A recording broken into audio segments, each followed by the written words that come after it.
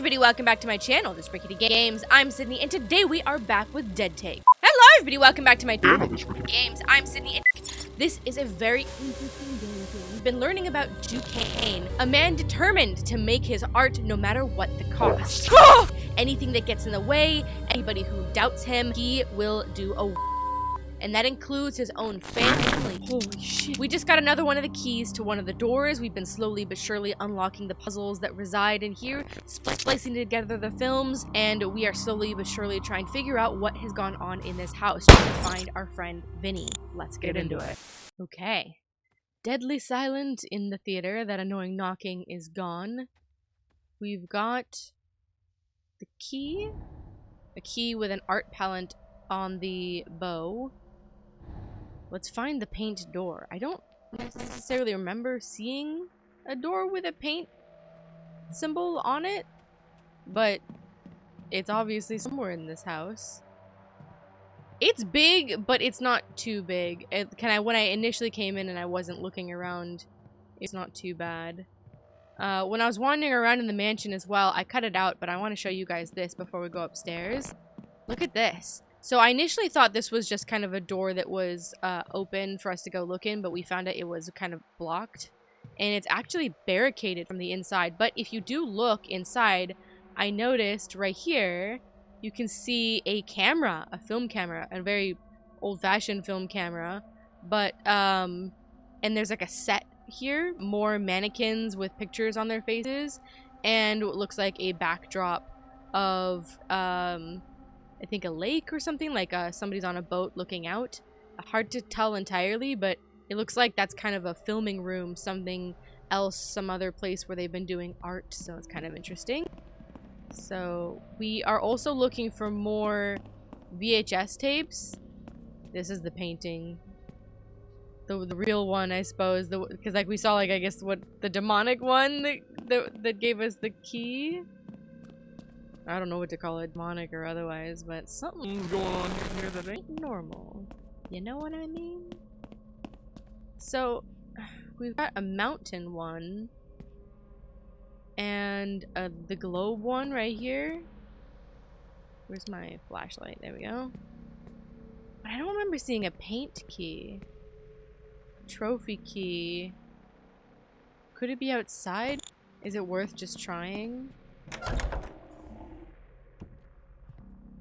Oh, yeah, that's right. This was the guest room. Is there rooms within rooms, maybe? This is where we need to do the VHS tape.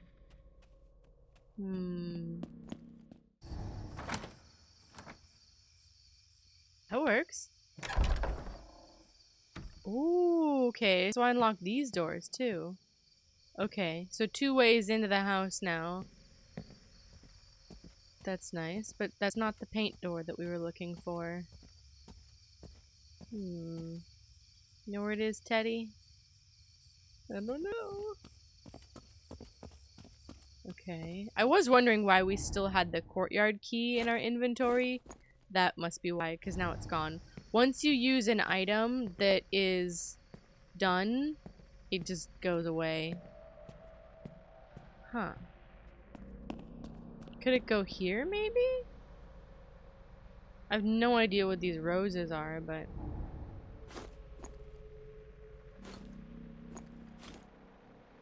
maybe this? Oh, it is this! The Bargain. A collaboration of Duke Kane and New Cali. We read about this one. This was the Dr. Faustus project thing. We need a code. Would it be... it wouldn't happen to be Vinny's phone code, would it? It was 4, 3... 2, 8. I wrote it down on a post-it. Nope. Alright, then what year did that come out? That note was over here. It was by this painting. Oh! Oh! Wait, these are open! Aha! Okay. The note about the Dr. Faustus thing was here. The Bargain. No numbers, though. Just that it was a collaborative effort. Duke was gonna give no input whatsoever. Ew, what the fuck? Is that Satan puking on somebody with tentacles? Great. That's about the face I would have to witness that scene, you know? Okay, final curtain. The Dreamer. Okay. So maybe we have to pull the Price and Illusion. What the fuck is happening? Oh, wings. He's like eating his wings. Okay. Now what's this one? Wings. The Rising Star. Okay. So, the Rising... Maybe we pull them in order. My guess would be like Rising Star, right? Like on... Well, presumably a stage here, or trying to be good. And then maybe this one? The Wings Get Eaten. The Price and Illusion. Then... Or no, maybe this one. The Dreamer. Right, because it looks like the bargain is about to be made. Right, if you make me famous, then I'll give you whatever you want, my soul or something. And then the price and the illusion come crashing down. And then this is the final curtain, right? So this would be last? Maybe? Let's try it. So, we'll say this one first. I don't have no idea what this has to do with the one above, but... Oh. Not what I expected. I thought it was like a pull lever, like you like, I don't know. Okay. Okay, so I see this. Dawn, day, evening, dusk, right? And then night. So this would be dawn. Right here, the rising sun. The bargain, maybe? Midday? Symbolic, right? The day stages for your life stages or progression or something, right? Okay, so this would be daytime then. Presumably, if we're trying to go in the order that I thought it would be. This would be dusk. And then nighttime here, right? All evil happens at night. There we go. Yes, no, maybe so. Did that do anything? Okay. Nothing. Cool. I love that. Purely guessing. Okay. What if we tried backwards? This is night.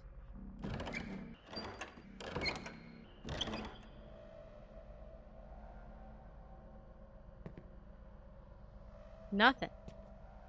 Okay. And this goes on for some time. Absolutely nothing. What combination have I not done yet? At this point, it's trial and error. Okay. What if... Do I have any information?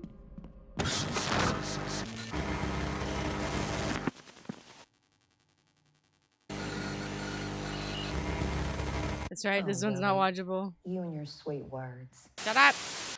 7 roses. Oh. 2 glasses. 1 night.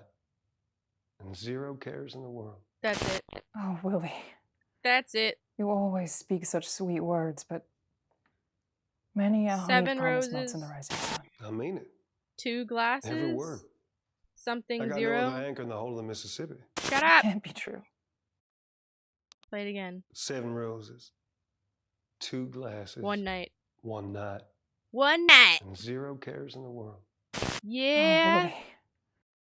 Yeah, would have helped to watch. Would have helped to solve this in the last episode.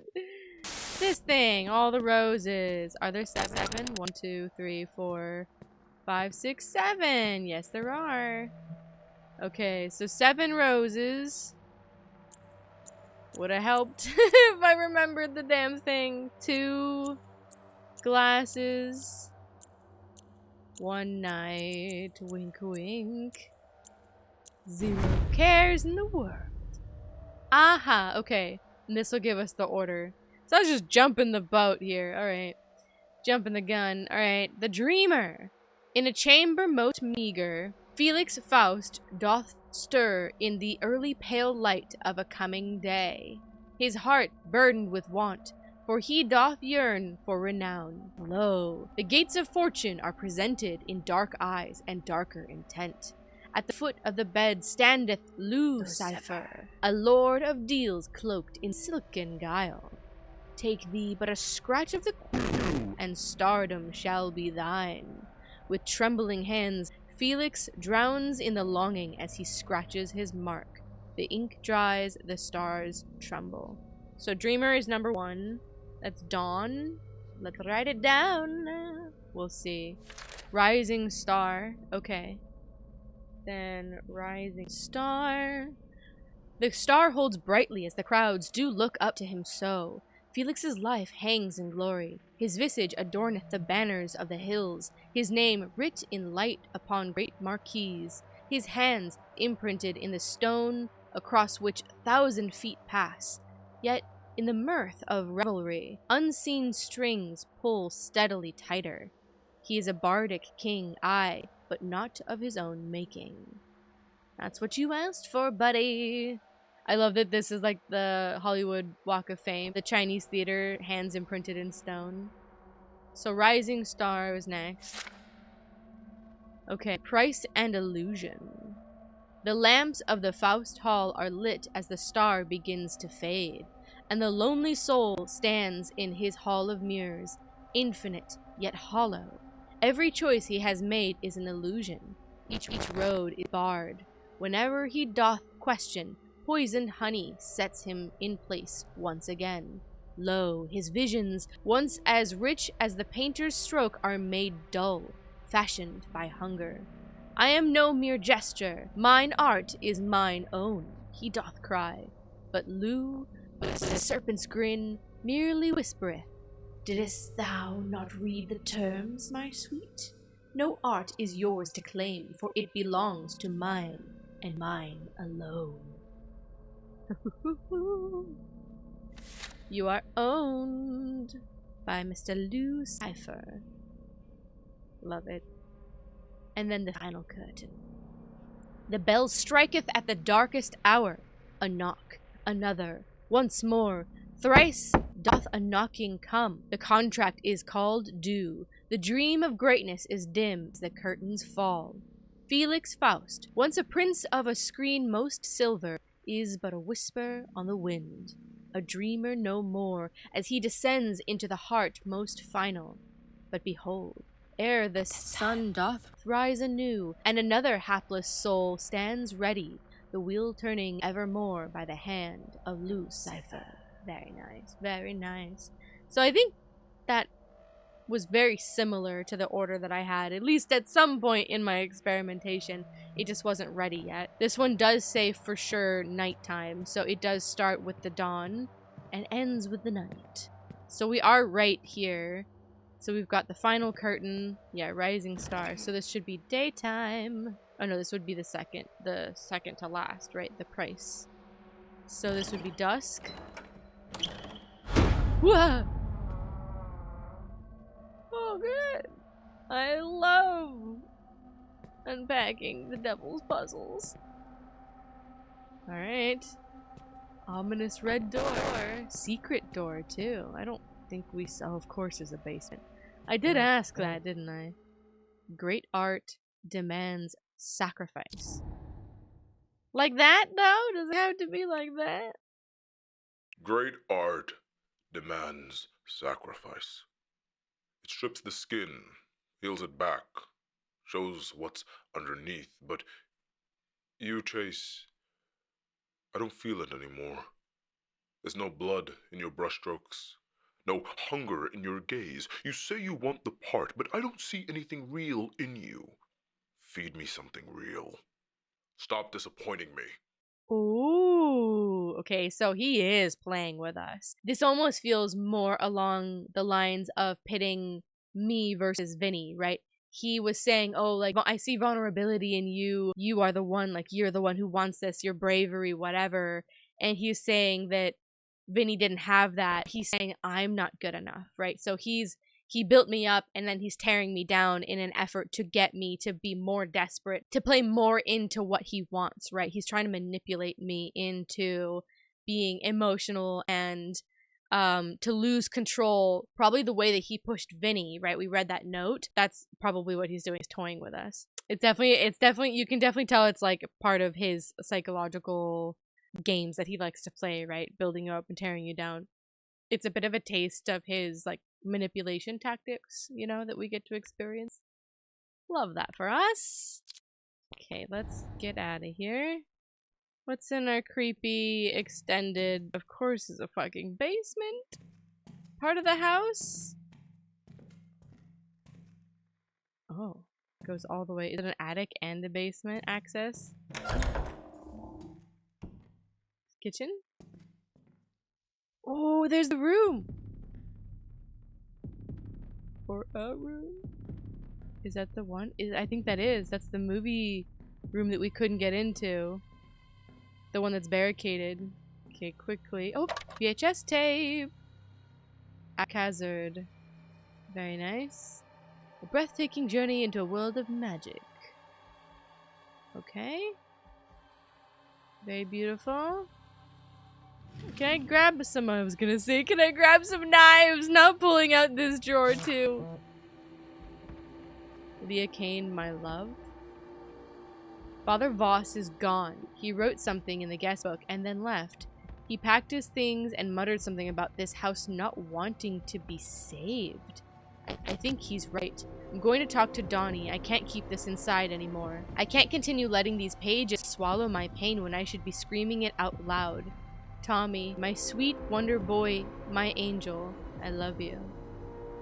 Tommy. So was there Donnie and Tommy, two boys, and one or both was murdered? My angel? We know one died as a baby. I guess we don't know it for sure, but we can imply it, right? Because of the bloody crib. But then we did find notes talking about how Donnie was like a little bit older. Anything fancy in these cabinets? Ugh. Thank you for that. Nothing good? Okay. Induction stove. All this money and you have one of those? Is this Donnie or Tommy? I can't find this.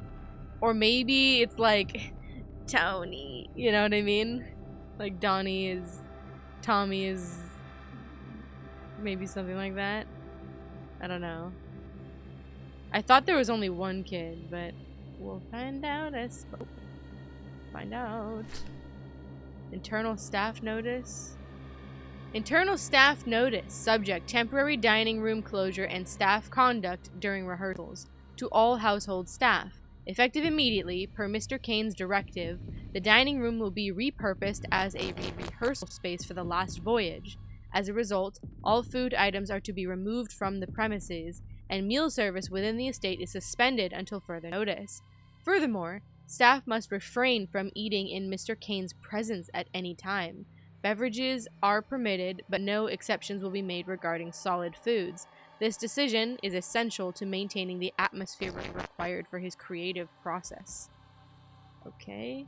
We understand this may be an adjustment. However, Mr. Kane's requests are to be followed without exception. If this proves to be too great a difficulty, you are, as he put it, free to remember where the door is. Your cooperation is expected and appreciated. Quincy Henley, head of staff. Triple 500, yikes. Gotta treat your staff like dirt, because handbook of being a dick, huh? Leah Kane, my love. Okay. Love hearing that he abuses everybody in equal measure and terrorizes their lives. So this was the dining room. It is now a set. Okay. And there's the door that's barricaded right over there. Where that is. We've got definitely like the deck of a boat here.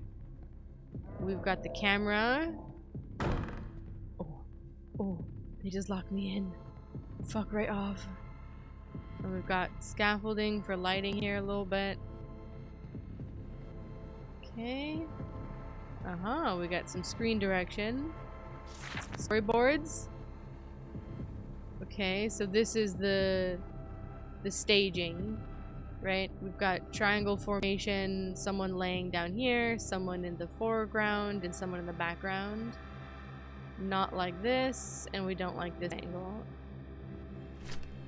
Shot list.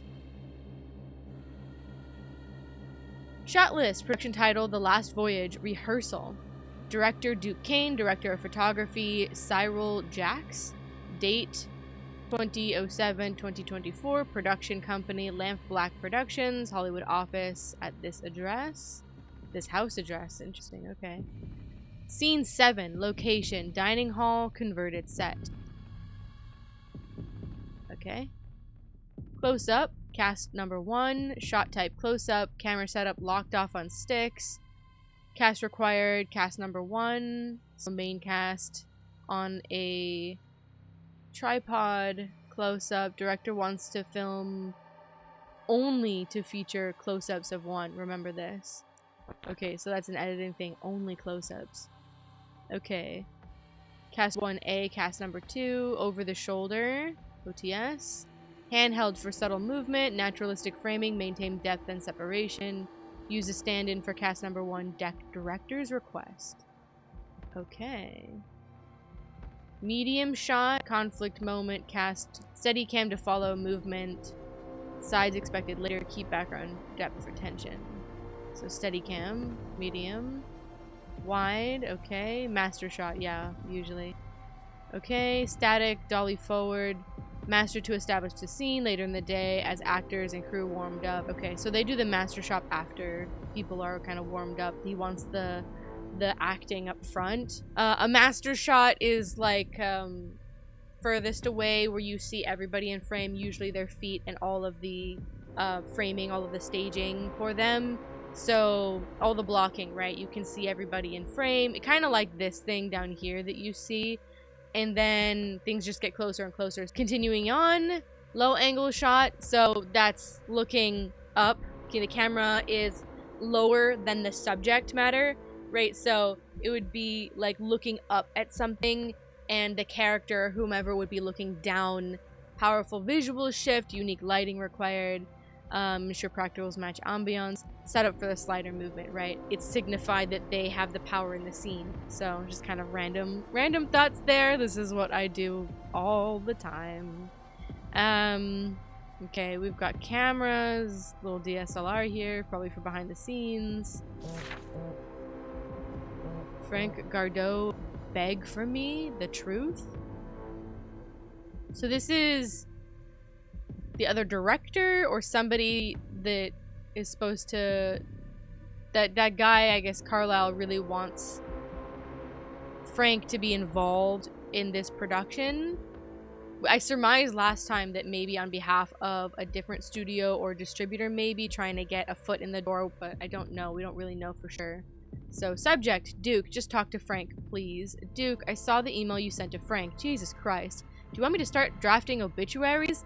Look, I get it. You don't like him, you don't trust him, you don't think he understands your vision. But Duke, this is bigger than liking someone. This is about getting the movie made. I'm not asking you to hold his hand. I'm not asking you to like the guy. I'm asking you to talk to him. 10 minutes. That's it. Let him get his pitch in. Let him feel like he's a part of this, and then walk away knowing you played the game the way it needs to be played. Because right now, Duke, you're making enemies, and not the good kind. Just take the damn meeting. Please. Carlisle. So Carlisle seems to be an outside party. Someone definitely invested in the movie. Either an investor, an executive producer, maybe something along those lines. And is trying to get either financing or something.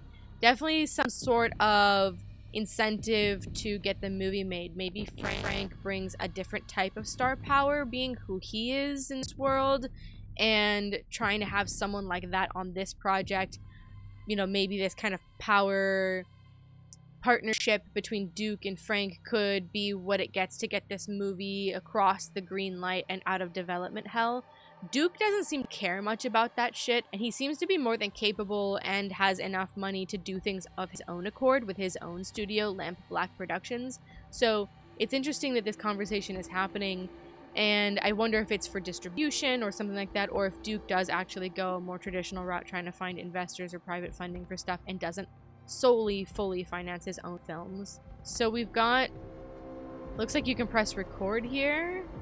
We've got our clapper, which is lovely. We got our director's monitor right here that's not working. Sailor hat and a rose. And the scripts. Here we go. It's blinding. Take one. This boat. We find ourselves aboard the Whistle Stop, a steamboat, but that's crossed off, so not a steamboat. Just a boat, I think. Boat hall. Outside is a clear night sky, streaked with stars. The river below churns sluggishly, reflecting the glints of dying suns. Willie is on his knees as Marion is laying on her back.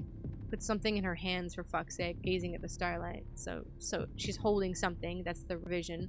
Willie is tinkering on a small music box, screwdriver in hand. 2 wine glasses and a bouquet of roses are placed in front of the couple. Willie: 7 glasses, 2 roses, 1 night. So this is the scene that we saw the taping of, right? The reading of, that we spliced together. I mean it every word. And then they're not alone. We see in the background Patrick, the steamboat's captain. He stands holding a gun in his hand. He wears upon his head the hat of one of the shipmates. He's in disguise. A gun? How fucking obvious. Something more romantic. So that's an edit. This is awful. What do I pay you for? He's the fucking captain. So the captain is hiding out, trying to spy on these two. Clearly trying to get in the relationship of Marion and Willie. Trying to get Marion, maybe. Willie, what's haunting you, Marion? This line, use it in the trailers. All this, the roses, the wine. I fear it still might be any old saloon singer in my seat. I can't bear the thought because I love you, Willie. I don't believe you. All your hard work, your loyalty must be to the Whistletop, to Patrick. What about his promise to make you captain? So Willie is, I guess, a deckhand, maybe. And Patrick is the captain who wants Marion, potentially? Okay, that's interesting. Take 2. I said no to Dawn. Why is this back? Exterior, Garden of Freedom, dawn. We find ourselves outside in the Garden of Freedom. The sky burns orange, the rising sun is struck, ready to welcome us into a new day is scratched out. Not standing. As awkward as you at the production party, I want to evoke the feeling of a proposal. Okay. Willie is stood as Marion is not seated with her legs crossed, so that's crossed out, holding a book. Willie is tinkering on a small music box, screwdriver in hand. 2 wine glasses and a rose are placed in front of the couple. The dialogue repeats.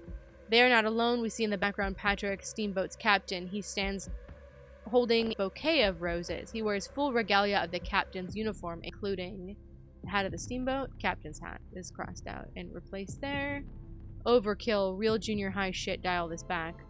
Okay, so this is like another revision of the scene, right? We're seeing take 1, take 2, take 3.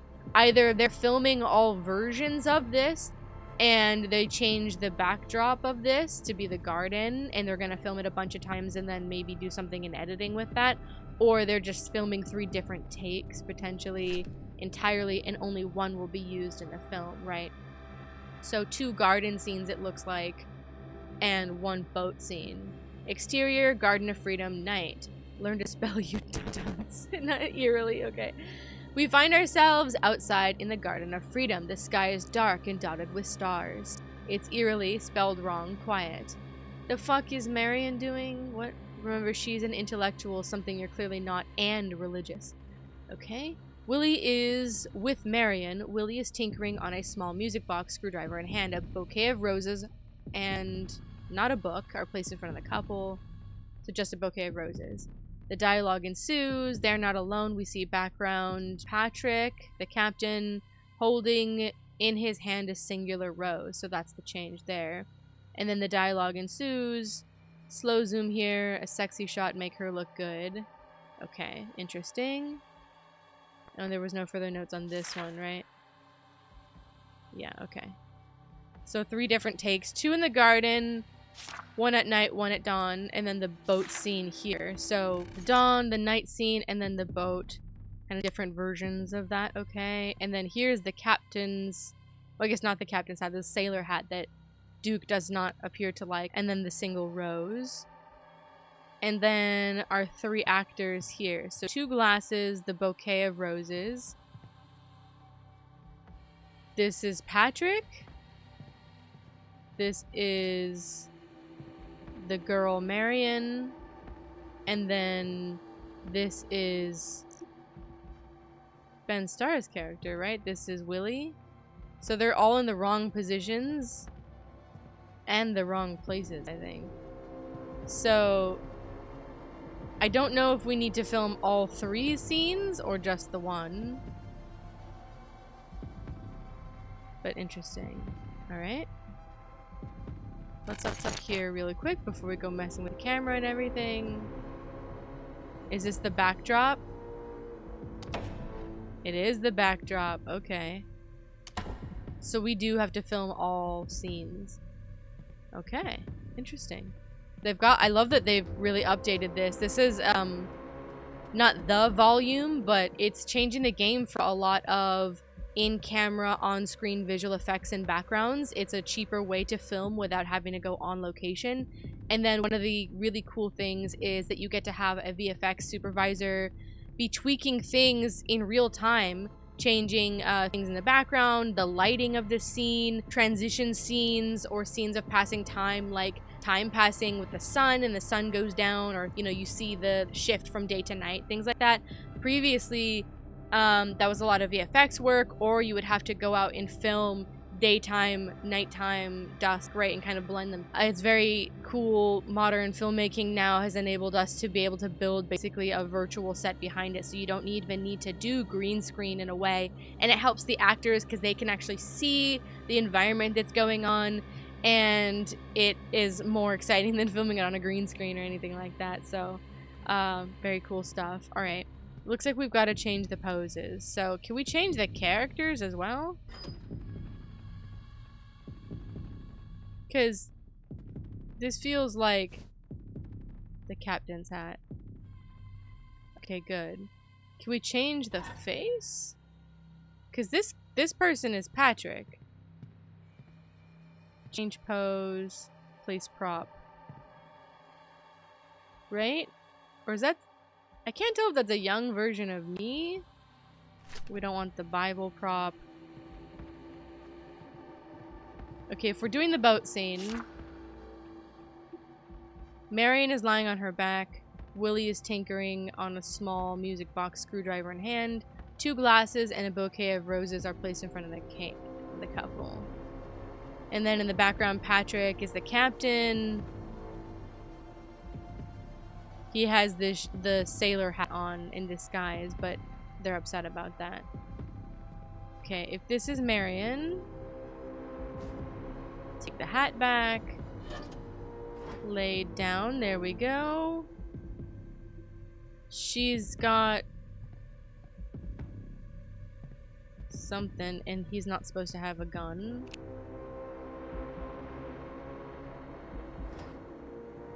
Where did he go? Oh, down there. Goodbye. He's tinkering with a music box.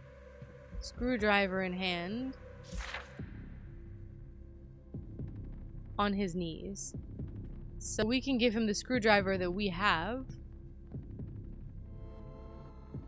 I'm assuming Ben Starr's character, right? And he was supposed to play Willie. Although it's a different headshot. Like, the person is clean shaven in there. Really bad with faces.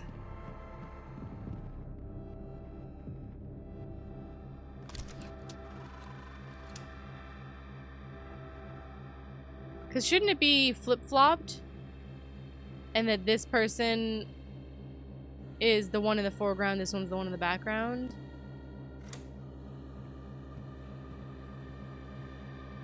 So if so, then this person's Willie. But if this is a younger version of me, and if we're trying to replace something that's going on, then maybe it's like this. So maybe I'll just do it according to what the scene is staged and supposed to be. Oh, we need the hat. I don't know if any of that was coherent.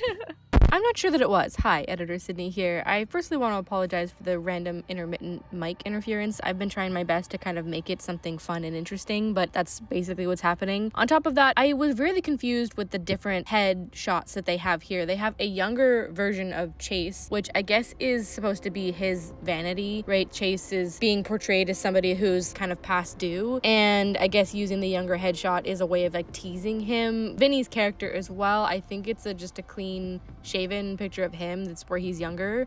I don't know why they're doing that. It's a little odd to me, and it really threw me for this. But essentially what I start doing here is staging the scene according to the camera and the way that the camera is positioned. So I'm treating Chase's character, that younger headshot in the front, as Willie, and then the one in the back as Patrick, the way that the scene is supposed to be staged. And yeah, and I basically go from there. So thank you. Get back to the program. So he's got the screwdriver, the two glasses, the bouquet. She is here on the ground. Oh, goodbye. He needs a gun, right? And he's standing up. And he needs the hat. Sailor hat. That is not liked. Okay, this would be take 1. Holding a gun with the hat of a shipmate, on his knees with a screwdriver, 2 glasses, bouquet, and what is Marion just lying on her back? Puts something in her hands.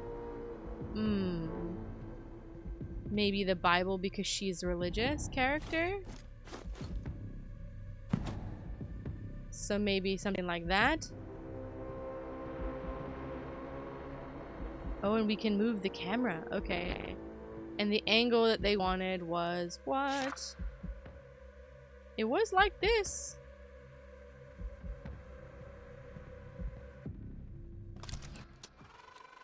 Very similar to this. It needs to be canted a little bit. Shift it. I think this is probably right. Yeah, there we go. She's on her back. He's in the foreground. He's in the background. Not as backlit for the lighting here, but I don't think that matters too much. Also, we got a text, right? Frank Gardot, beg for me. The truth projector room. Okay. This is take 1. It is on the boat. Did the boat have a night interior or anything like that? Nighttime. So this is daytime, so we gotta change the time of day.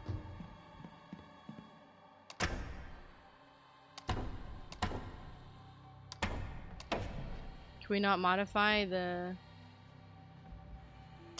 time of day at all?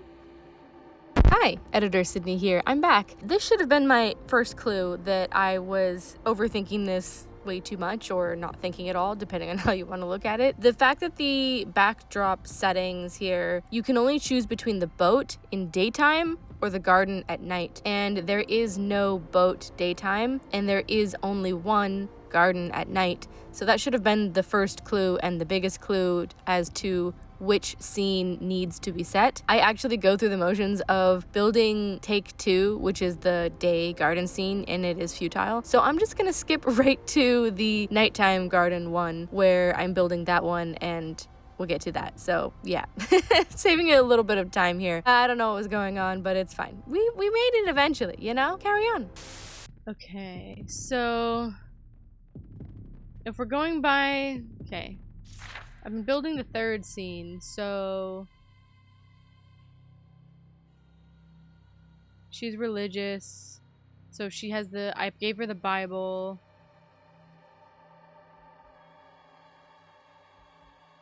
See in the background Patrick, the steamboat's captain. Holding a singular rose. I think this is a younger version of us. Kind of looks like Neil Newbon, but it's really weird that they have different pictures of the same person. So he's tinkering with something. 2 glasses. It doesn't let you change the table, though. A bouquet of roses, no glasses. Like, I can't remove the glasses. It doesn't say whether or not she's laying down.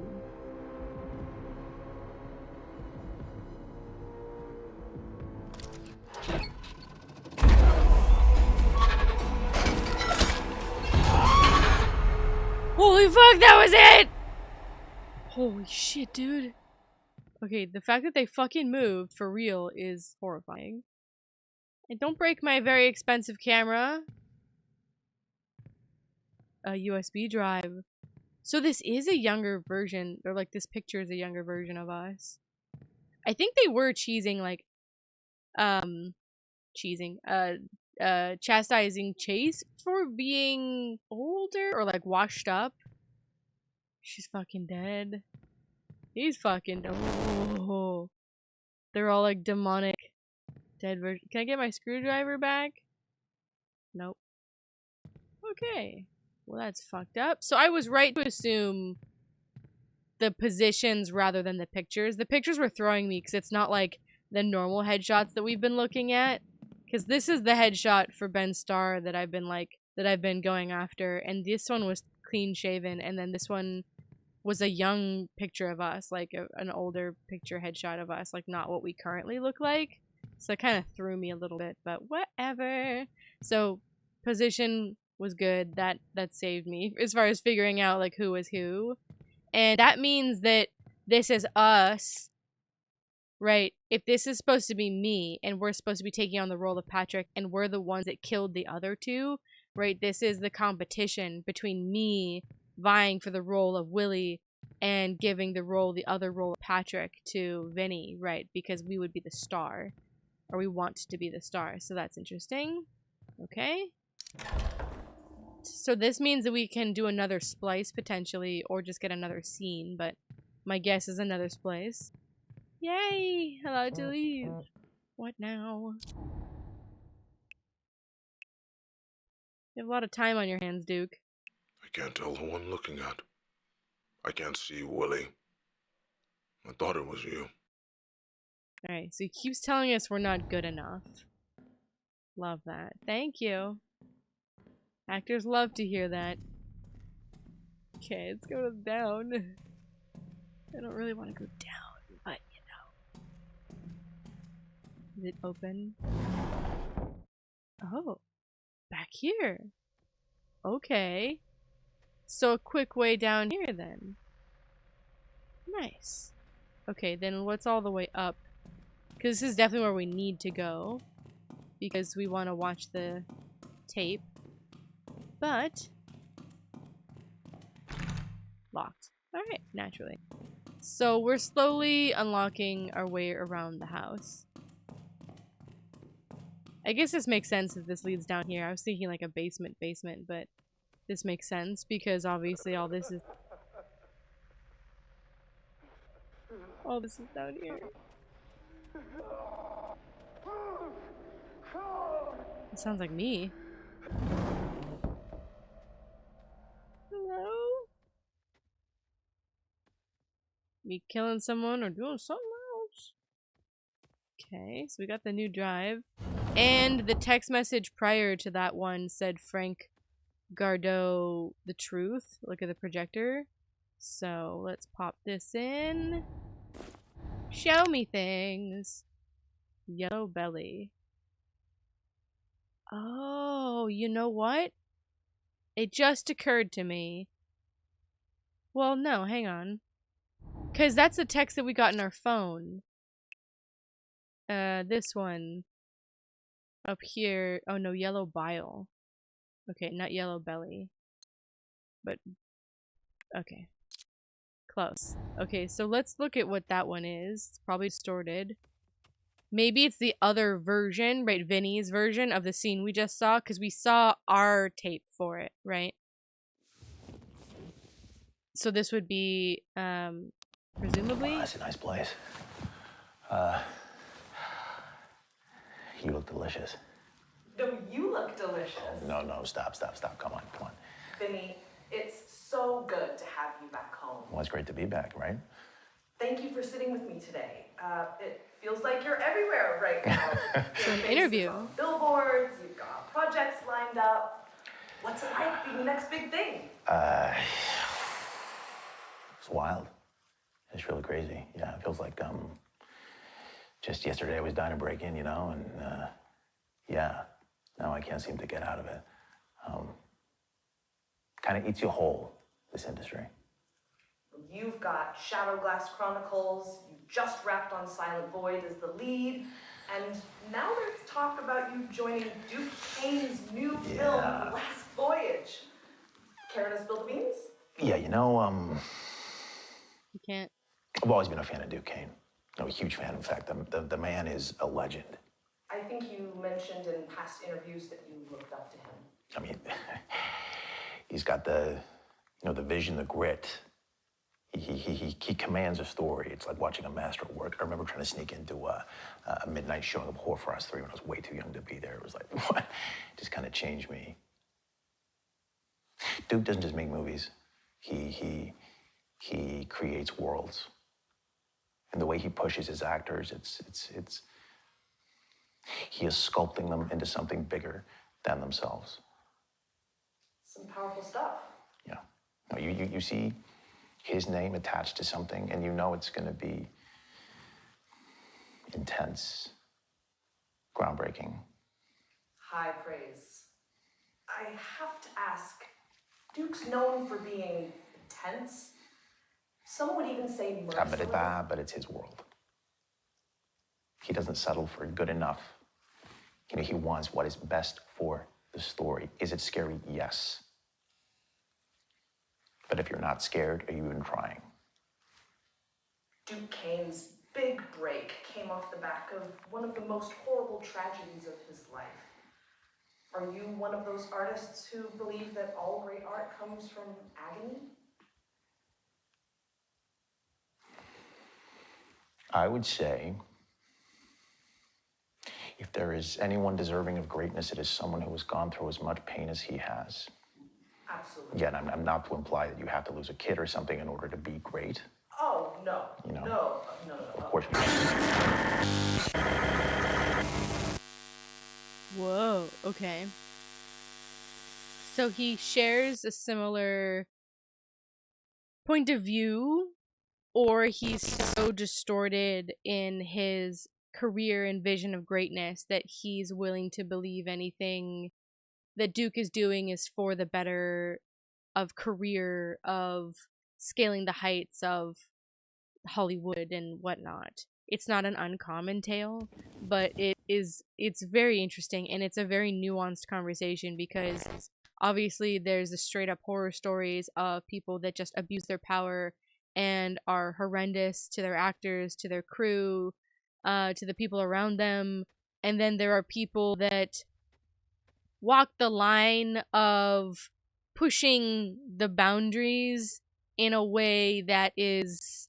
Hi, editor Sydney here again. I explained this terribly. I was basically trying to say there are bad directors, and you've heard of them for sure. And then there are directors and producers that push the boundaries and toe the line between what is and isn't okay on set. That is to say that there are plenty of directors out there that definitely push their actors to the limit, but they do that with a level of respect for the craft, knowing how far they can do it. For the most part, obviously there's a spectrum to it, but as long as it's on a voluntary basis and that the people are there and collaborating together, that they know what the situation is, then it's relatively okay. There are plenty of examples of directors that behave that way, that are revered in Hollywood to this day and are totally fine, not canceled or anything like that. And then obviously there's the bad side of things where that goes way too far and it turns into abuse and manipulation and all sorts of horrible things. Anyways, that I was trying to basically explain that, and I did not have the vocabulary at this time, so yay. Continue. Right, there's something to that. It's it's hard to comment on without getting really specific examples and things like that, but I'm sure you guys have heard the horror stories, right? This game is exploring the dark side of Hollywood. So let's go to the splice. I would assume that we want to splice something like this. We don't have an interviewer, and it is a female interviewer, so I don't know if we quite have anything there. Oh, you know something else though? Look at the little symbols etched in here. We got sun, music, angel music, blue moon. I can't really see what that says. Like, it looks like a gun, but it says star power. And then yellow belly, a fish. And then this has the phone because it's a fuck up.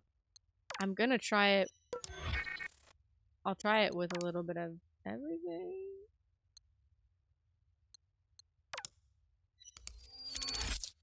Oh. Those two worked for real? New footage created? Green-eyed monster. Yellow and blue makes green. Okay. Let me try it just for... Yeah, I didn't think so. I don't think this would have to do anything. And then this one was already paired, but... Okay. And then star power just for... Okay. So one pretty much goes together. Alright, so let's load this up. Right, and it makes sense. These two are kind of on their own, right? And then these are like actual takes of things. This is interesting. It did create an entirely different thing. He is no longer wearing sunglasses here. Green-eyed monster is usually envy. Or something to that effect. Okay, let's watchy. Give me the next key. I know the name of the game now. Vinnie Monroe self-tape for Willie. Okay, so this is his version. That's what I was expecting. 7 roses. 2 glasses. 1 night. 1 night. 0 cares. And 0 cares in the world. Oh, Willie, you and your sweet words. But many a honeyed promise melts in the rising sun. I mean it, Marion. Are you gonna do it like that? What? You're making a fucking face again. What face? Every time I say anything, you're like, Sorry. can you just not do that? No, I'm sorry. Honestly, it's making me so I'm sorry. fucking I'm angry. not doing it on purpose. You're doing amazing. Oh, pick the whole thing in your papers. I'm not gonna fucking hit you. God, fuck. I thought it was really No, don't even fucking, just do the fucking lines. Okay, You're trying to fuck up my career? Answer the fucking question! Are you trying to fuck up my career? No, I'm not trying to. No, good. Jesus fucking Christ. I hope you edited this before you sent it in, buddy. Jesus Christ. Clearly not. 7 roses. 2 glasses. 1 night. And 0 cares in the world. Oh, Willie. You and your sweet words. But many a honeyed promise melts in the rising sun. I mean it, Marion, every word. I've no other anchor in the whole of the Mississippi. How can that be true?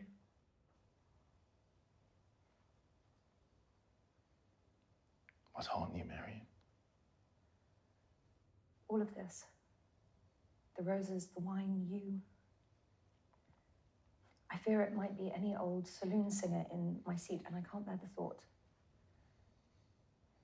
Because I do love you, Willie. I don't believe you. All your hard work. Your loyalty must be to Whistle Stop to Patrick. What about his promise to make you captain? I will be captain. And your voice, beautiful Marion, will echo across the river forever. More sweet word. Anyone would follow you to the end. But what happens when the river meets the sea? My golly, we set sail. We start over atop the waves. Stop. You'll pull me onto a talk like that.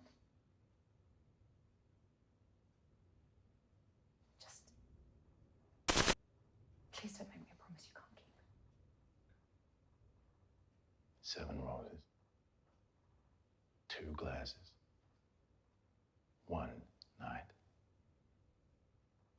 and 0 cares in the world. Okay. Stop it with your knocking. Before I give my comments, we'll give up the knocking. Shut up! Oh, beautiful. Okay.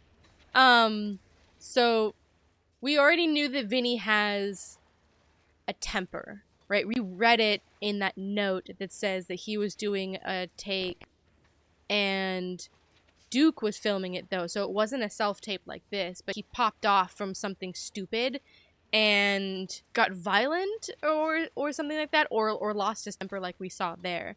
This was a self-tape, so he was having someone that he knows be a reader for him to read the lines so that he can react and act. And he was yelling at the reader for making, I guess, faces and distracting like him or something like that. But I wonder if we'll get a chance to splice that version with the girl, Victoria, her tape. It's interesting though. So we got to see, I guess, a smidge of like what Vinny's temper is like, how hungry he is for the role. It's interesting that they left that in and sent it. I wonder if that's discovered or dug up by Duke Kane, or if they sent it like that, because I don't think any actor would ever send that, ever. Oh, it's my face. Ugh. And the light bulb. The spooky light bulb. So these are all tapes. And we do still have the tape that we need to develop and then digitize, so that's a thing. The red light bulb. So this will be maybe for the dark room, or maybe it will turn that into a dark room. Okay, we're back to normal here. These aren't changing, right? Okay, so my guess is here, right? This is where the light bulb was, and it's blinking. And a red light is usually for a dark room. Ugh. Well, I'm glad we're consistent. And then we should be able to get our bath, right? Oh, I hate it. Thank you. Yeah, there's the baths and stuff that we need to develop. The film reel that we have, we can digitize it, put it on a thumb drive, and then presumably splice it or watch it in the room. These are the solutions we're using for film development. They're all set up at each station. Develop, hydroquinone. Stop, ammonium thiosulfate. The fixer is acetic acid. Wash, just use water. Following Mr. Kane's mandate, we've replaced the hydroquinone with phenidone. Something about making it more real. Whatever, I don't care. Digitizer won't read film developed another your way. You've been warned. Okay, so we need phenidone, ammonium thiosulfate, acetic acid, and then water. Yep, wash, develop, stop, fix. Wash, develop, stop, fix. Wash, ammonium thiosulfate, acetic acid, and then water. Good old H2O. Okay. So, so that's one of them. Let's get our bearings here. Okay. pH. Oh, fuck. Ew, what the fuck? What the fuck? They're wrapped in film? Or like... Ew. I swear to God, they're gonna fucking move. Great. I'm assuming they're gonna tell me what each of those things are. Yep. Good.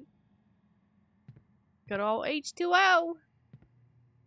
Okay, dokie. Approved chemicals to use in the development process. So we do not want the CH, the green one up there, the C6H4. We do not want that one. But we do want the pink. Okay, I need a bigger post-it. C9H10N20, which is the pink one. aminothiosulfate is the bracket red one, and then the acetic acid is the blue one. CH3CO2H. Beautiful. Okay. So, what's this note? Oh, it's written down for us. Lovely. Okay, I love that it's color-coded. So, they wanted wash first. So let's pop in our tape. Soak it. There we go.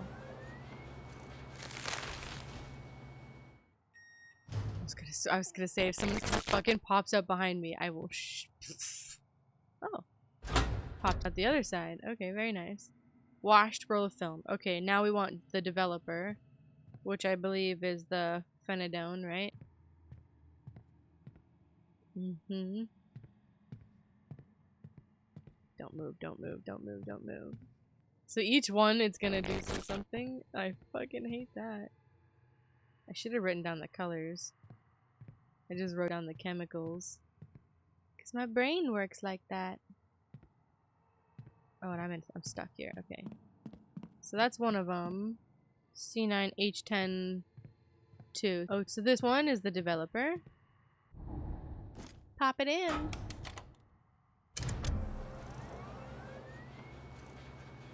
I'm waiting. You move? No. Okay, developed roll of film, so that's good. Now, in the stop. Fuck off. Fuck off! Stop, which is the amino trio, which is the NH1, not that. This one. We're getting closer to the mannequins, and I'm not sure I'm here for it.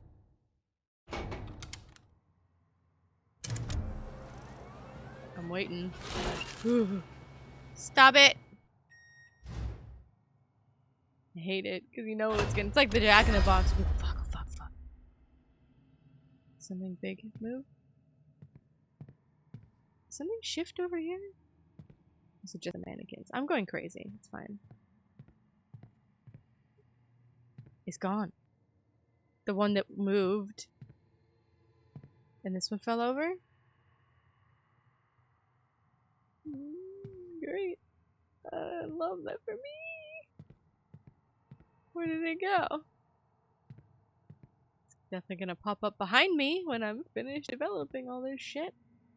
Okay, we need the fix, which is the CH3CO2. Not that. CH3CO2. Mm-hmm. Did it get darker? I feel like it got darker. Not that.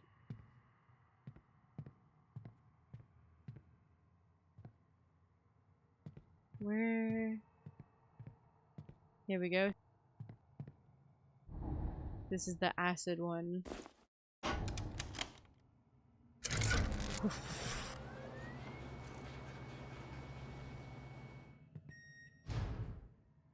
Yeah, it is getting darker. The lights are going out. Good fuck. Ay. Okay, so that's the fix. Now we gotta go back to the water. I hate it. Thank you. I got my measly, shady little flashlight. And I think I saw in a shadow while we were editing that it's just my phone flashlight. Somebody's gonna move.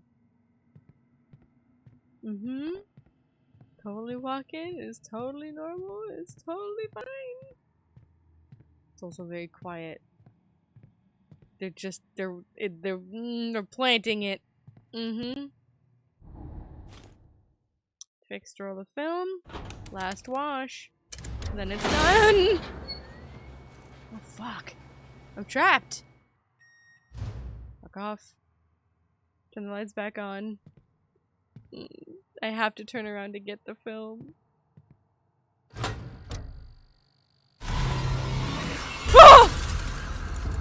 He came at me! The fucking mannequins are alive and possessed, okay? That's a problem. Did I hallucinate that? Am I hallucinating? I'm hallucinating. Good. I'm so glad that even just the stress of trying to be in this hell house, finding my friend, I get to trip balls and die. Okay. Well, we get to digitize this now. Should be fully ready. Although it probably should have dried, but... Completely developed roll of film in a secure light canister ready for digitizing. Can I need to pop a USB in, no? It just does thing. Oh, it already has one in there. Okay. Sick. Process the film. Is the mannequins, are they possessed Duke Kane's family? His son? His dead son? Or is like the pièce de résistance, like his actor's killing him and he becomes alive through his film or something like that, you know what I mean? Some creepy shit like that. Alright, back to the cinema room. This is like, I want to say like our little safe house, our little save room. Can't say it's safe, but it is like the room we return to. Okie dokie. Oh, I gotta pop this in. Red herring. Interesting. 2 fish ones. Okay, so cinema, let's load this one up. Be loaded. Let's watch! Watch, watch, watch. So this is his wife, ex-wife. I don't know if they got divorced actually, it might just be wife. Alright, play! Miss Kane, do you need any water? No. Let's just hurry this up. Oh, absolutely. Are we rolling? Oh, great. Okay. Miss Kane, it is truly a pleasure to have you with us. Now, it's been a while since you've come back to the silver screen. I mean, it's a different time now. Well, that's the thing. I don't think I've ever left. I was born and raised in this industry, and it was only a matter of time before I came swanning back. This industry, it never lets you go, darling. Just when I thought I was out, it pulls me back in. Doesn't it just? It feels like Duke kickstarted your entire career. I mean, you think you can do this without him? That's a bold statement. Oh no, Donnie's influence is undeniable, but let's not confuse influence with ownership. Donnie is a brilliant producer, but I have earned my place in this industry through sacrifice and grit. And now you're stepping back into his world. It is not his world. I meant the industry. Right. Right. Stepping back into the industry. Your hiatus, let's call it that, followed a deeply personal tragedy. The loss of...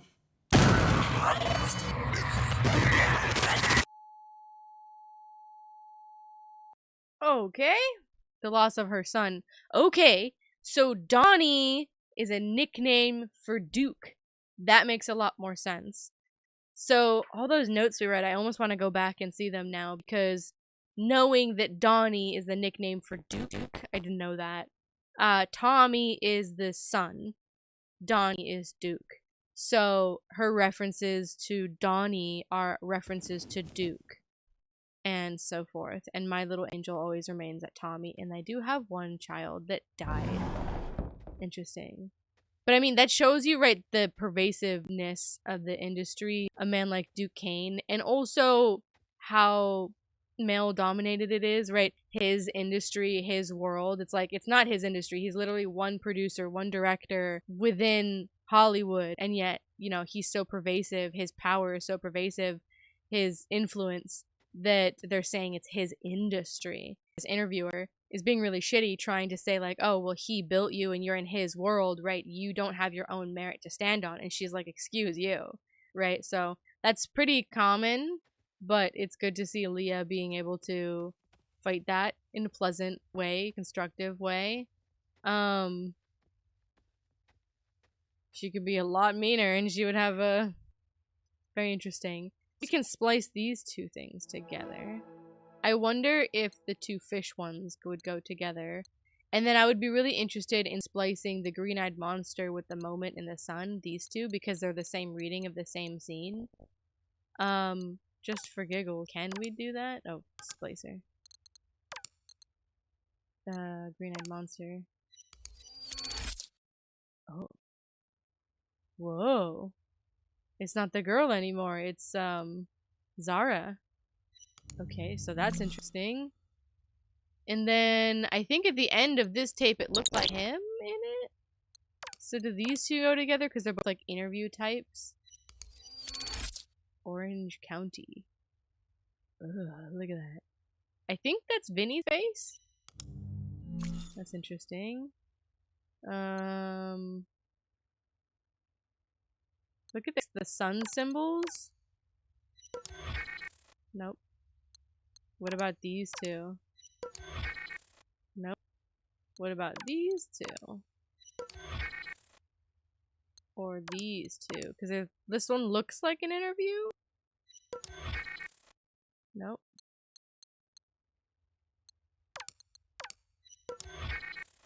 Okay. Interesting. I'll leave that be then. Alright, cinema. We've got two to watch. So let's look at this one, which is a splice between these two.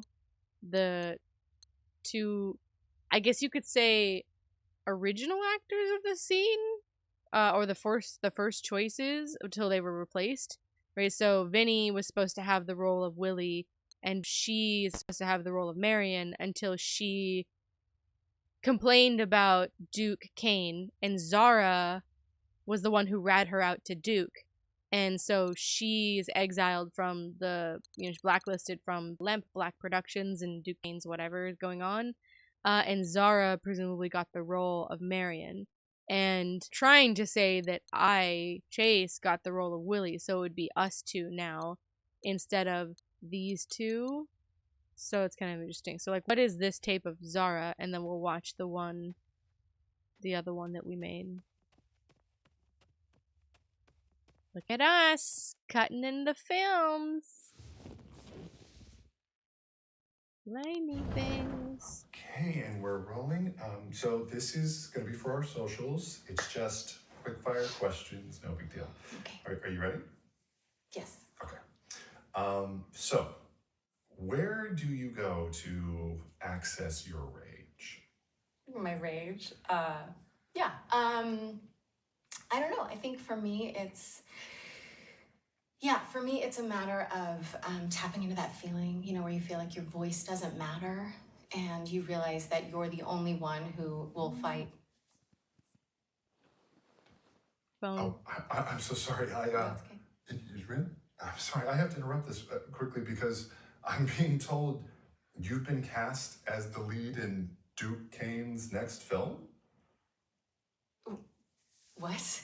Yes. I mean, it's right here. Zara Good to replace Victoria Cross in Duke Kane's The Last Voyage. Principal photography to commence next month. It's just been published. Are we breaking this news to you? I'm sorry, I can't. I mean, how do you feel? Did you say I was replacing Vicky? Yes, replacing Victoria Cross. Yeah. Thank you. Oh, wow, I've missed so many calls. I mean, congratulations are in order. I mean, Duke Kane, the myth, the legend. Are you excited to work with the man himself? I can't wait. Whoa, okay.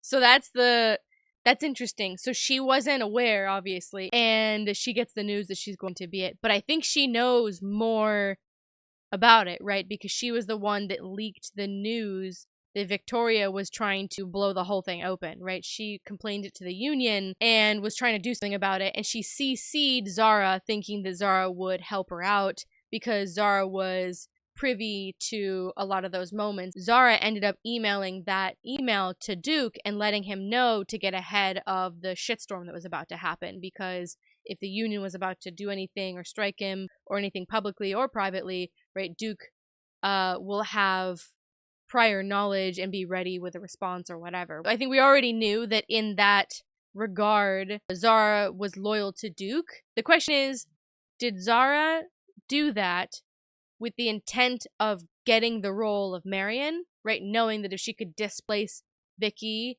that she herself would get that role? Or did she just do it out of pure loyalty to Duke? She seemed to have mixed emotions there. Obviously excitement and like, holy shit, I got the role. But she seems to be knowing why she got the role, right? The question is, did she plan that or not, I suppose. Very interesting. But very, very, that completes the story, as the little thing said. And that's two the lead actors that have been replaced. So you have Vinny allegedly being replaced by us, by Chase, right? Vinny either wasn't good enough, and now we're being pushed to see if we can be good enough, right? And then Marion entirely replaced officially with Zara, right? So, okay. Now this is the one that we unlock. This will give us the next clue, I believe. So this is loaded up. It will give us whatever that distorted section was at the end there. Or at least it should, and that will give us the next key to the next puzzle. Wow, you look delicious. Let's just hurry this up. Oh, come on, stop it. It's good to be back, right? Well, that's the thing. I don't think I've ever left. I was born and raised in this industry, and it was only a matter of time before I came swanning back. This industry, it never lets you go, darling. It's wild, it's crazy. Whoa. Feels like only yesterday I was trying to break in, you know, and you're pretending this is one combo. And now, yeah, I just can't seem to get out of it. Kind of eats you whole. Doesn't it just? Look, I've always been a fan of Duke Kane. A massive fan, in fact. The man's a legend. Also, her eyes That's a darken. bold statement. Duke doesn't just make movies. I'd mention of Duke. He creates worlds. And the way he pushes his actors, he is sculpting them into something bigger than themselves. Donnie's influence is undeniable, but let's not confuse influence with ownership. Donnie is a brilliant producer, but I have earned my place in this industry through sacrifice and grit. But it's his world. He doesn't settle for good enough. It is not his world.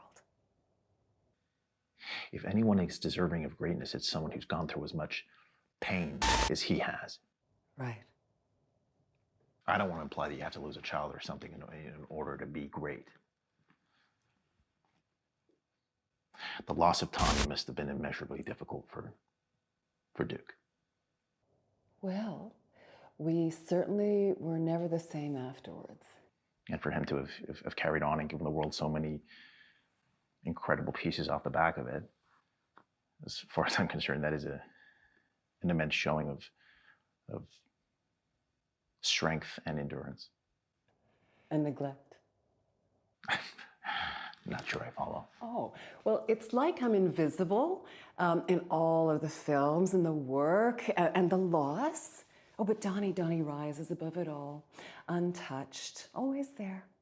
Yeah, we always look up at him because he's sitting on the highest mountain.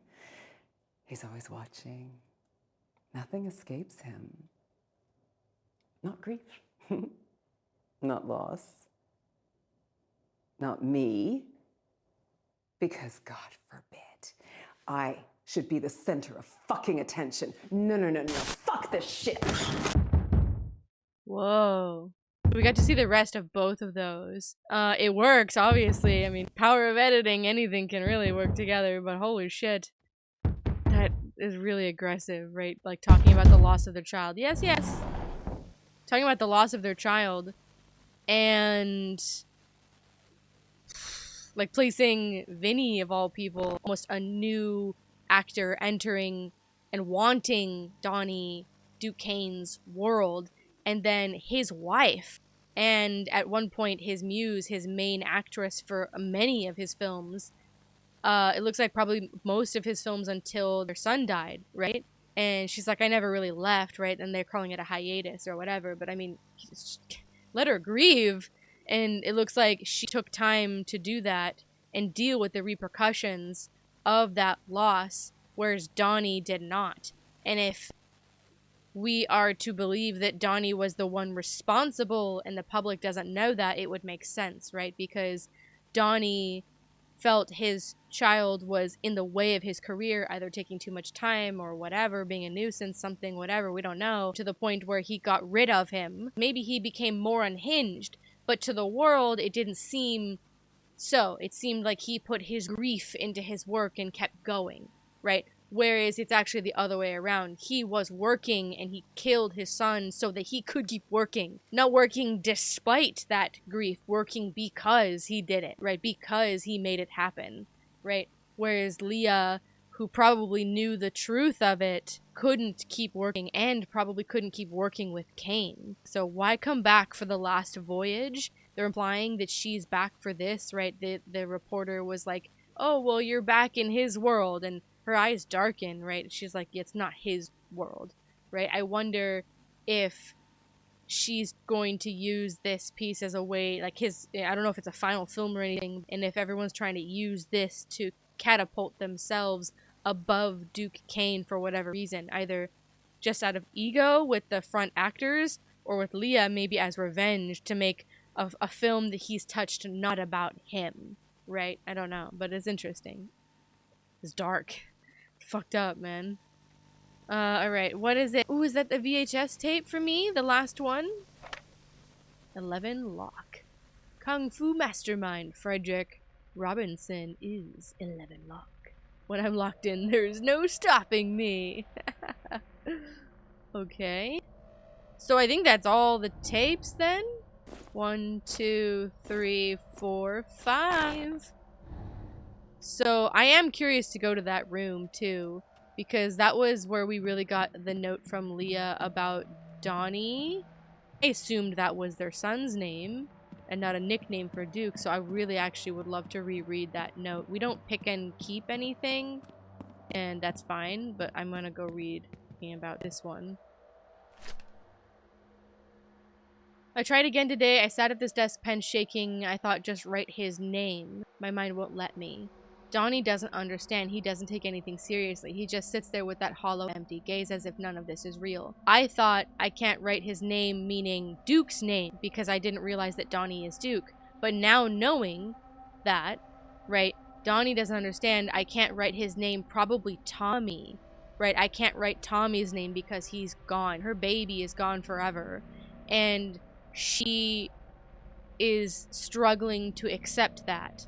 Right, and that makes sense here with a life we lost. I was getting very confused because it said that, and I did see it, but then I see it in the way he avoids the bedroom. I see it the way he keeps. I thought this was the kids, but we're continuing on, and we're just, you know, ignoring the signs or trying to prevent something. But that's not the case at all. So this entire note is, I can't write my dead kid's name down. Right, my mind won't let me. I can't cope with the death.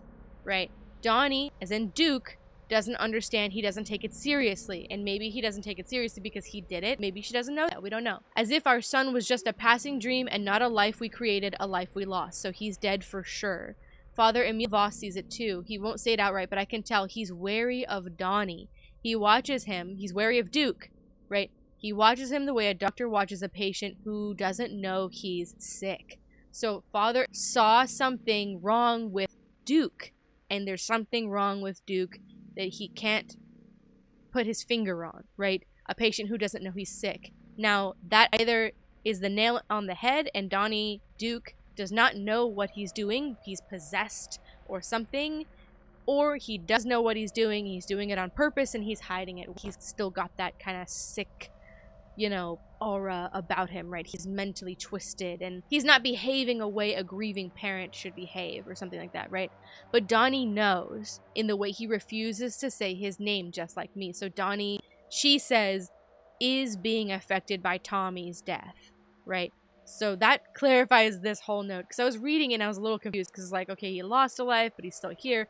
Again, I thought Donnie was not Duke, but it is. So that makes a whole lot more sense. So, knowing that that's the case, let's go to the guest bedroom. We did hear that Father Emil Voss was, he wrote last in the guest book and then disappeared. So I don't know, maybe Duke got rid of him because the father was suspicious. Maybe he found out the truth and Leah doesn't know or something, right? But Emil Voss, this one here, maybe at the end, like Father Voss, could that be FV? No stopping me. Maybe this is a warning saying like I'm going to expose Duke for what he did, like killing his son or something like that. But that's interesting.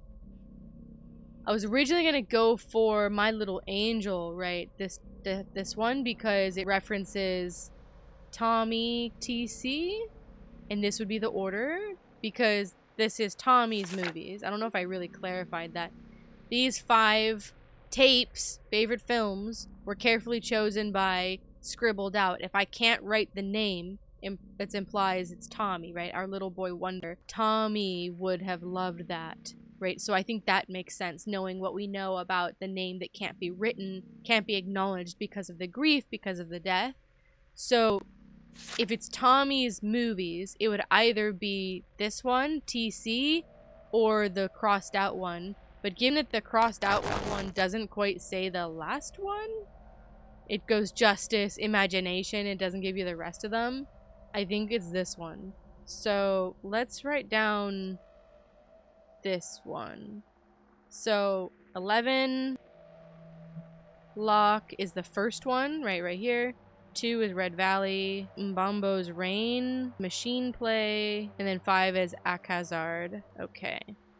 And now we have the tapes, so we can order them on here. I'm assuming it's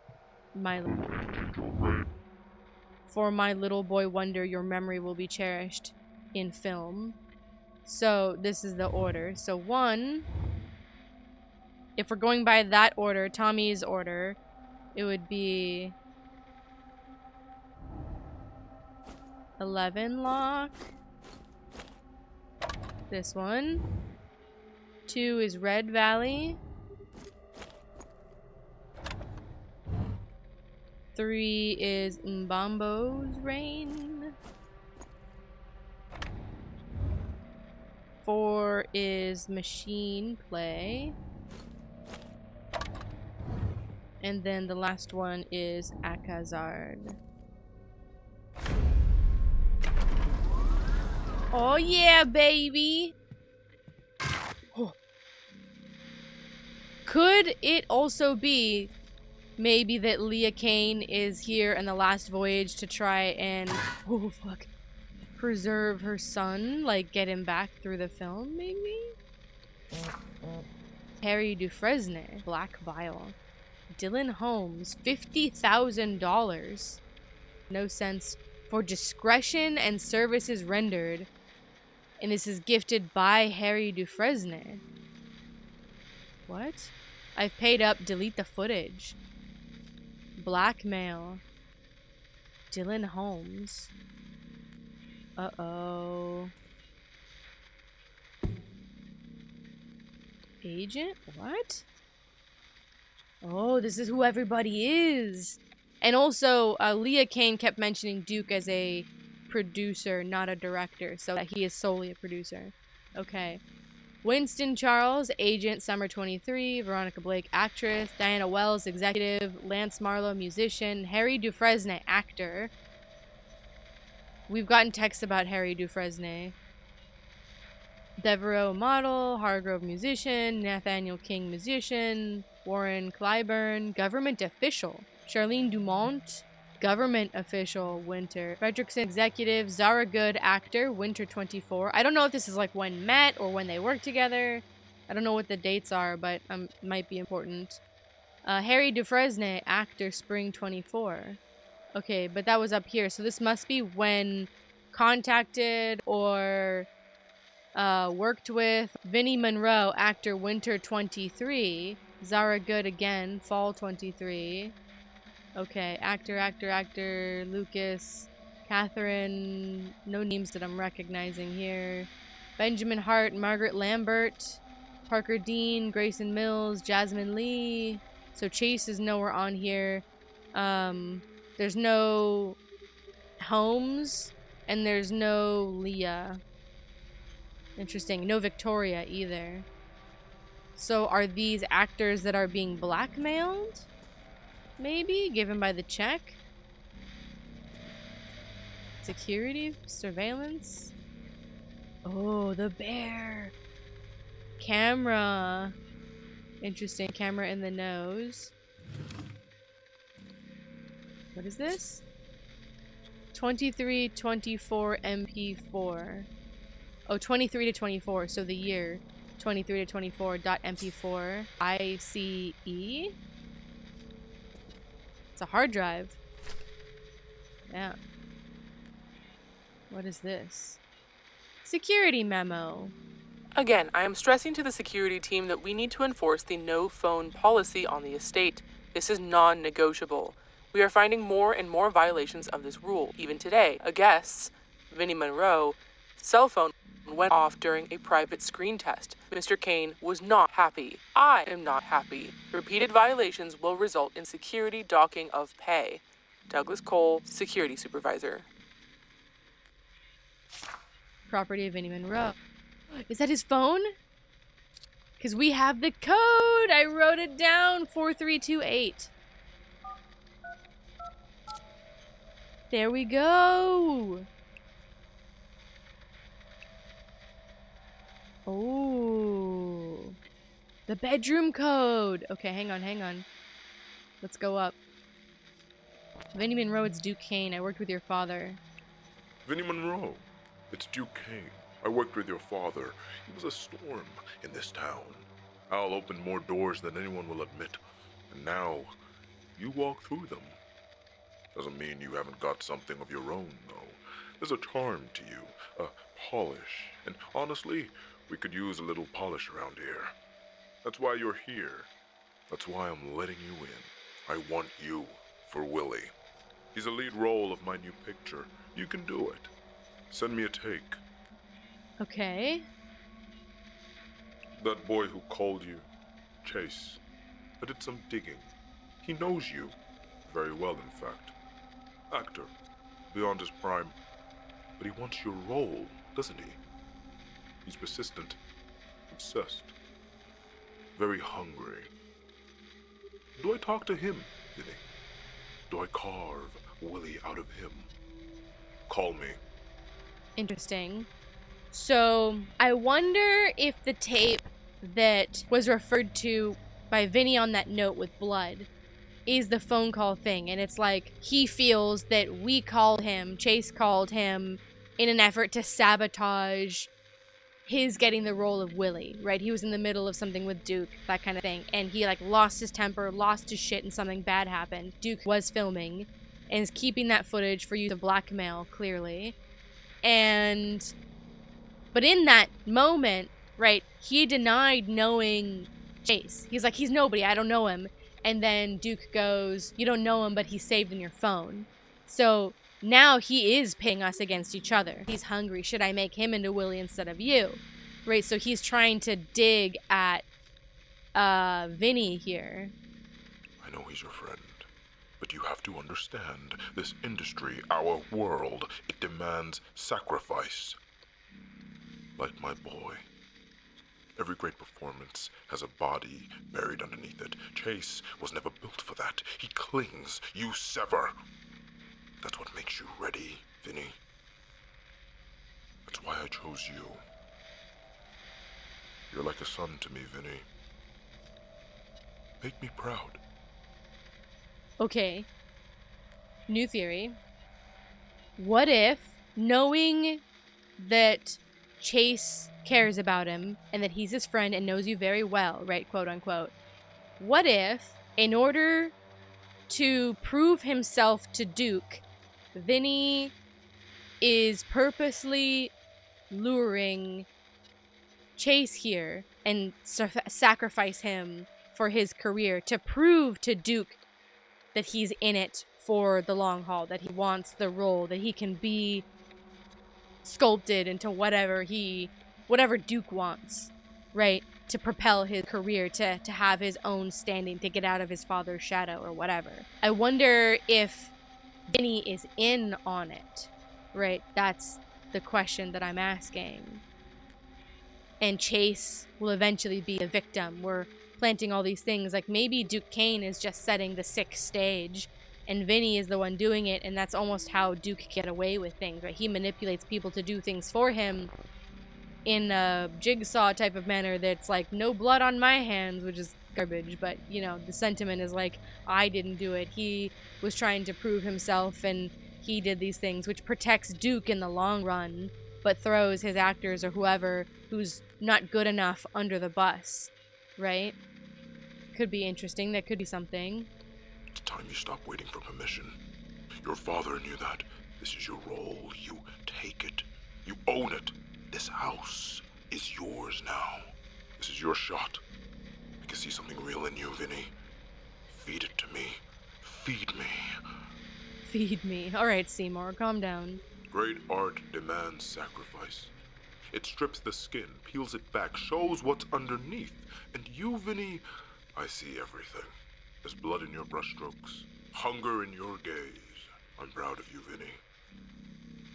Oh, so he did do something. Didn't that note imply that he actually hurt somebody? Maybe I'm dead and I'm in purgatory investigating my own death. You know what I mean? Okay. But that great art demands sacrifice. It strips the skin, peels it back. He sent a similar message to us, Duke Kane. Vinny, or should I call you Willie? My boys are in touch with your fathers on sealing the deal. You should be elated. You earned it. There is one more thing you need to do. That boy, Chase Lowry, I worry that he'll follow you like a ghost, sapping your focus, dulling your edge.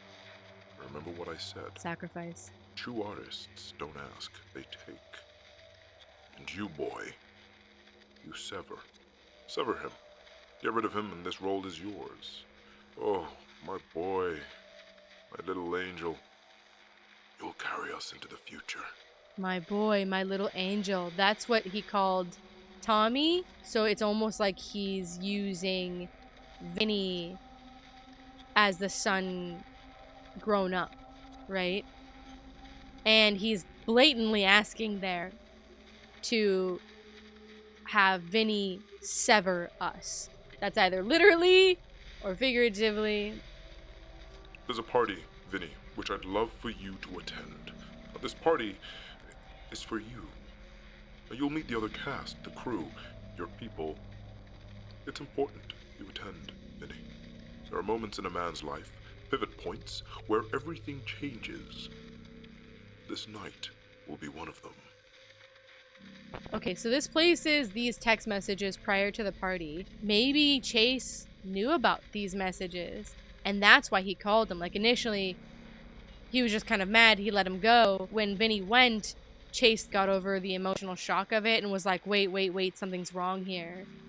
That or he's just trying to pull him back. Like, Duke is potentially right, but okay. Just watched your screen test again. Very punchy. You've got a good face for it. You're working hard to make something of yourself. You'd be surprised how many people fall at the first hurdle. Not you. Think you've earned a little R&R. So rest and relaxation. And then Vinny writes, thank you so much for the kind words, Mr. Kane. I really appreciate it, and you, of course. Hopefully I can convince you that I have the star power for something like this. I said call me Duke. I'm assuming you're in town. Yeah, Duke, I'm doing some voice work in San Francisco next week, but I'm in town for now. He says, I'm not, but go to the house and security will let you in. Get there for 8. There'll be a gift for you in the mouse bedroom. Bedroom code is 1016. Enjoy, you've earned it. I wrote down the code. Okay. Wilson Charles Vinny, don't forget the audition tomorrow. Drop me a call and let me know how it went. If you get this and Voyage, we're talking big bucks. Vinny, how did it go? Answer my calls, please. Vinny, the casting director told me you didn't bother turning up to the audition. This makes me look like a schmuck, let alone you. I'm your agent, not your assistant. When I tell you to go to auditions, you go to them. Not good enough. Call me back. So this is his agent, and he's pissed about it. He missed something, so either he's missing, right? Thanks for your number. I've always loved your films, and huge love for you and Moonlight Man. They should never have canceled that show. Of course, always happy to meet a fan. Let me know if you're free this week. Would love to take you out for some food. I'm free Friday with a heart, so he's courting a fan. Alright, and then Chrisen? Whoa. Somebody, oh, it's a director, but one of these that just like, it's like, I have this idea, we should do this thing. Like, you know, just like constantly there, but there's no actual substance. New idea, you and me, director-actor combo. Just us two, I'll film and edit. It'll be like surreal as fuck. Just you eating the steak and fries in a big warehouse. Think about it. People will be gripped and nothing happens, lol. Maybe pour milk on the plate at the end? Anyway, I'll write something up. You just let me know. Hope you're good, bro. Yeah, it's just like one of these that think they have something and like just constantly annoy you with stuff and they don't really have any substance behind it. They're just kind of eager. Oh, no, wait. Could I call? I should try calling that one number. My phone. Yeah, the black file. Okay. Interesting that we can't see the other side of this text message in Willie's phone. Or sorry, Willie's phone. It's gotten to me! I mean Vinny's phone. It's like deleted entirely, that conversation. Okay, interesting. So we got the mouse door. That's the one in the basement. By the theater. Interesting. Anything behind this door? Oh, the top way down. Alright, so this is what was up top. So this is how we can make our way around the house relatively quickly.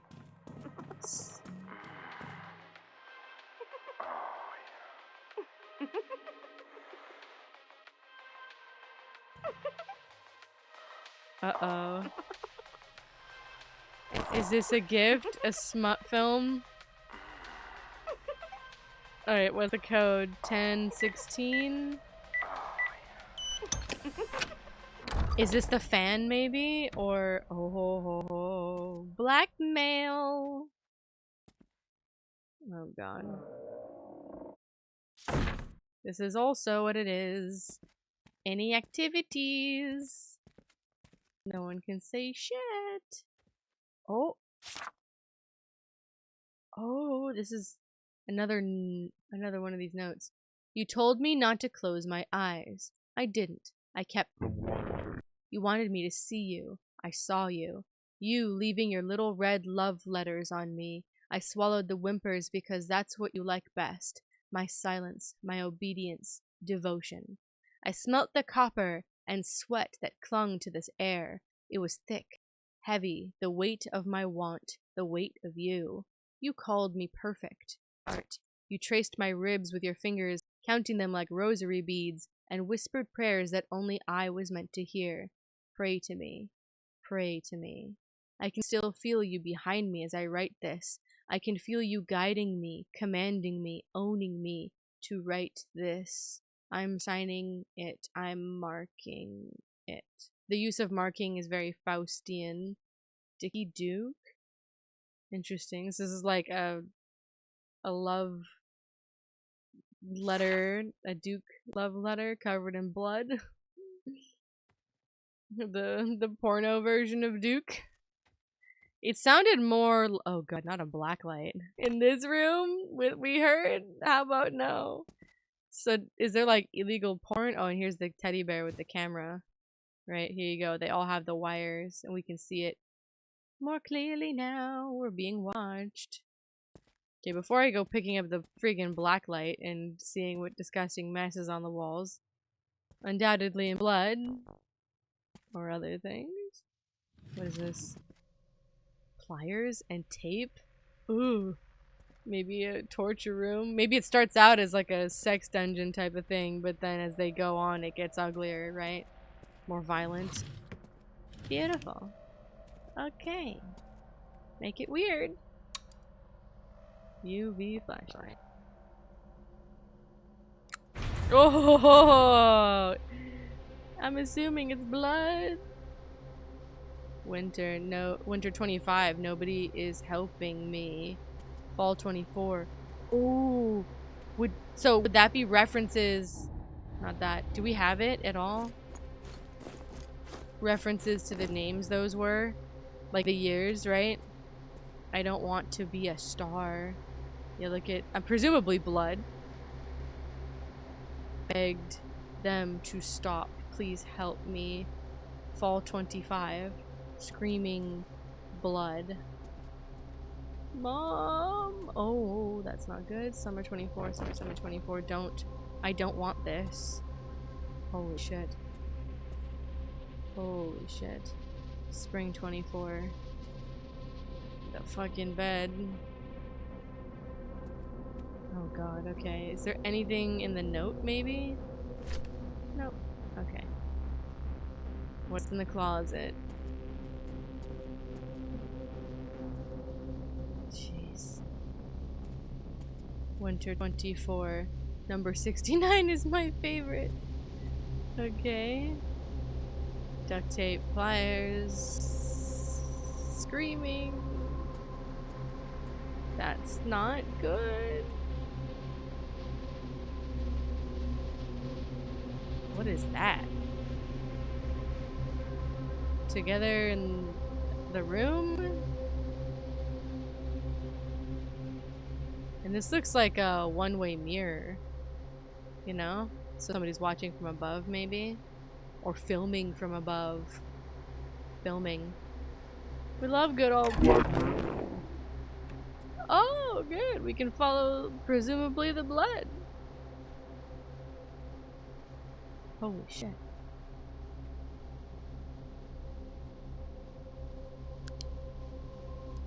That's weird.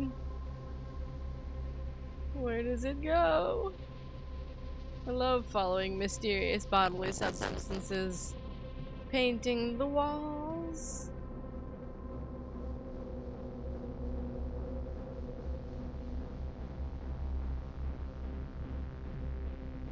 This is fucked, man.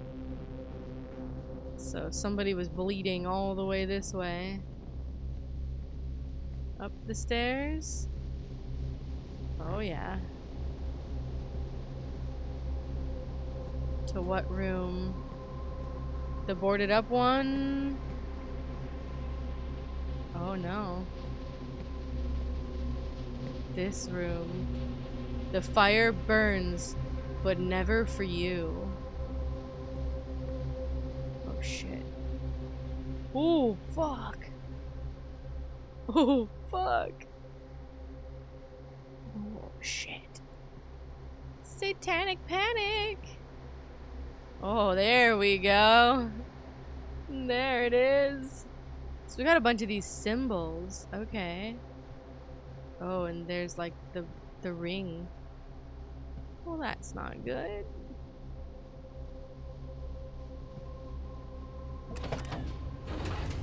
Oh, look at that.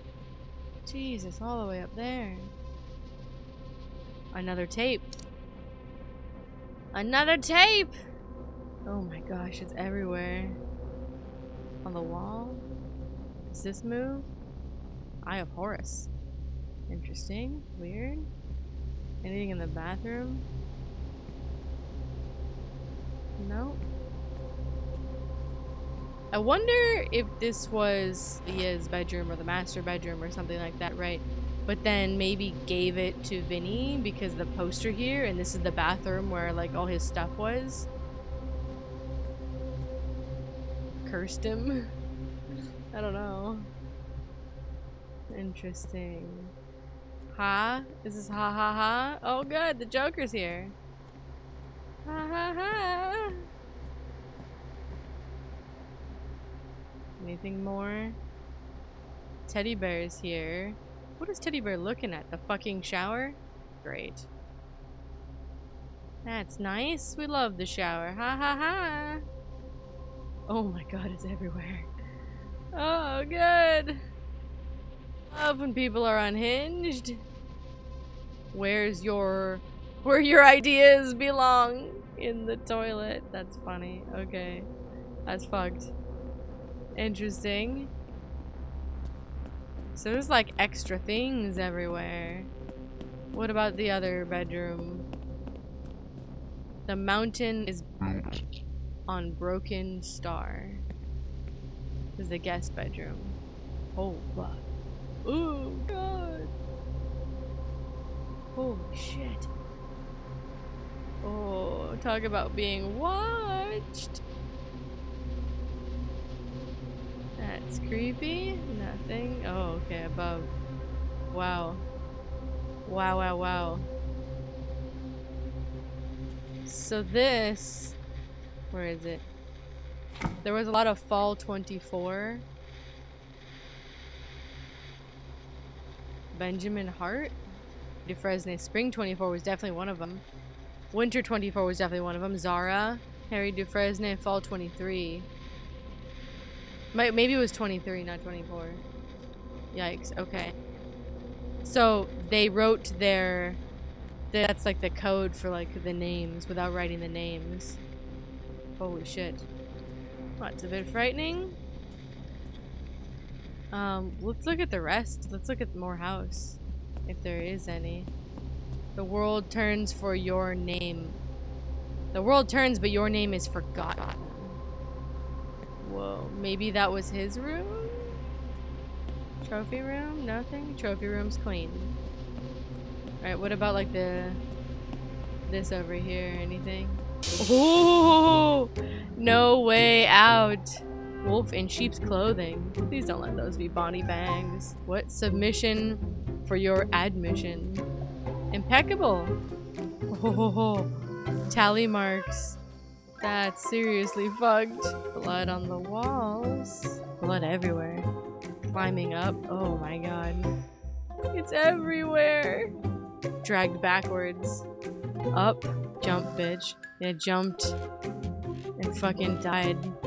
Yeah, there's more. Oh, more. Good. All the puddles.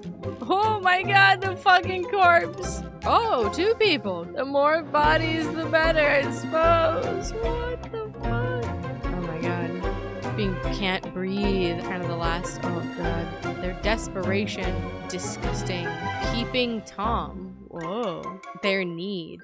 Show us your teeth. Good to know we're just confirmed dealing with a madman. Well, at least this part of the house is clean. What it takes to become a star.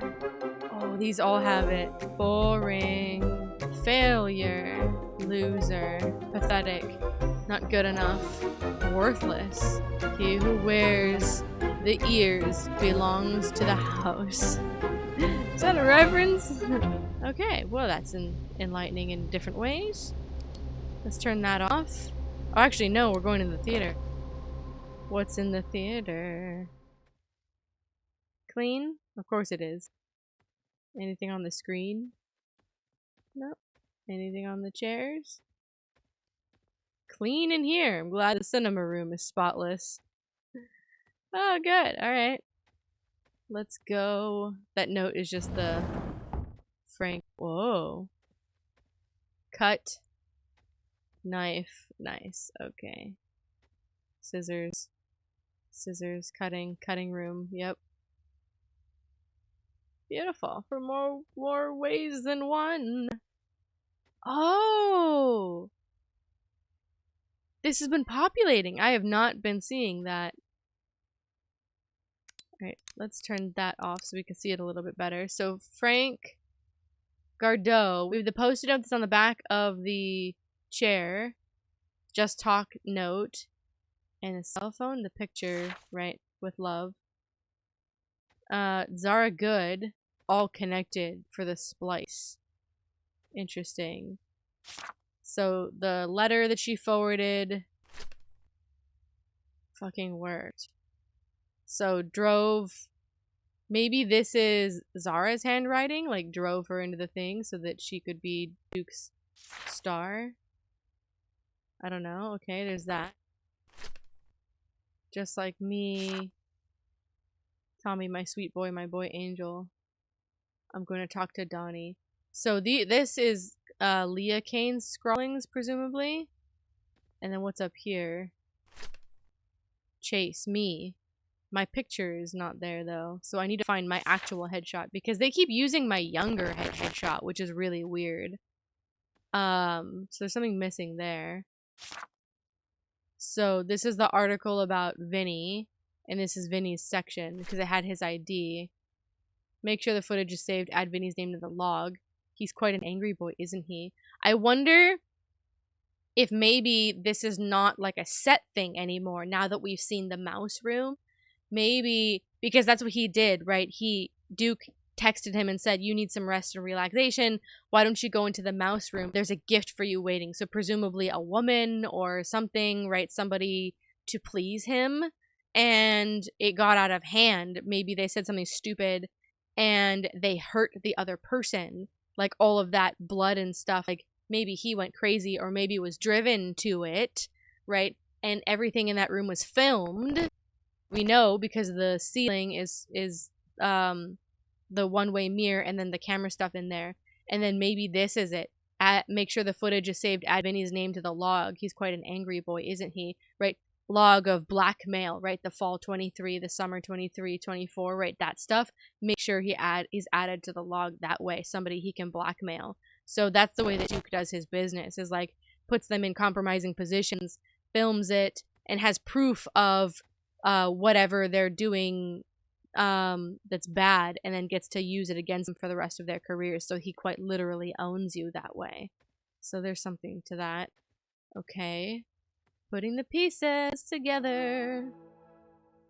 So we got one more. Dying of hunger.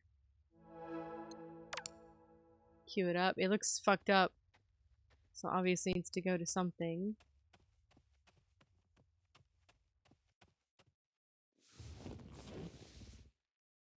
Show me things.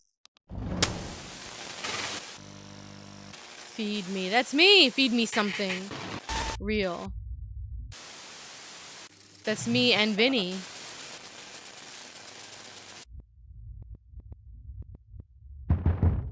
Woo!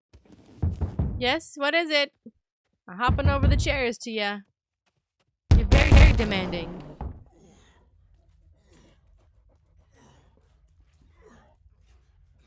Sounds like Duke doing something. Okay. Sorry, Duke. And Duke's noises. Is there anything we can splice here? Just while we're in the cinema room.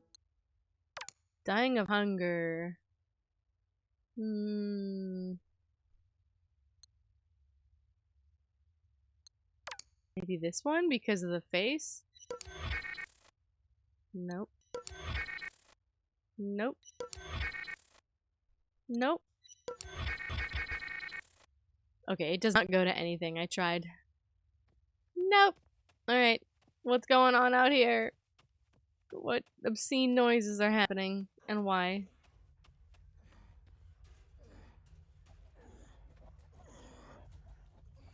Duke and Vinny? Oh, it's another tape. Is this what happened in Vinny's room? Maybe?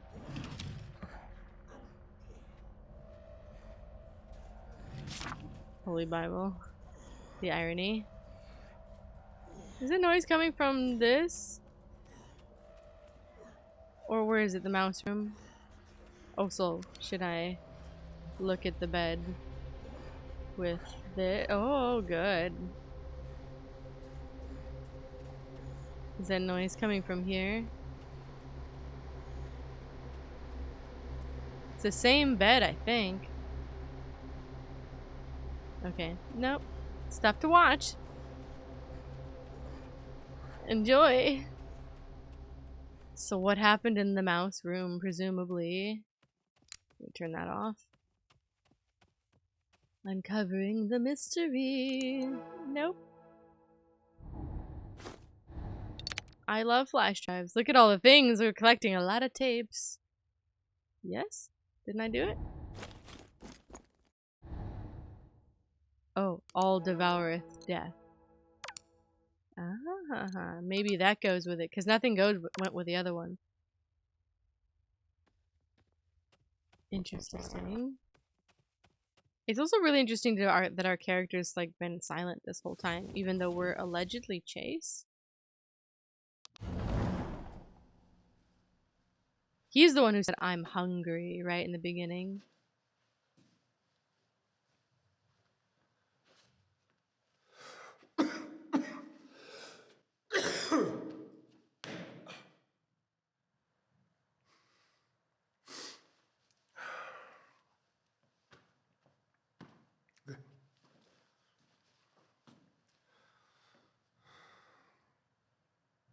Hi, my name is Chase Lowry, 6'3", Los Angeles.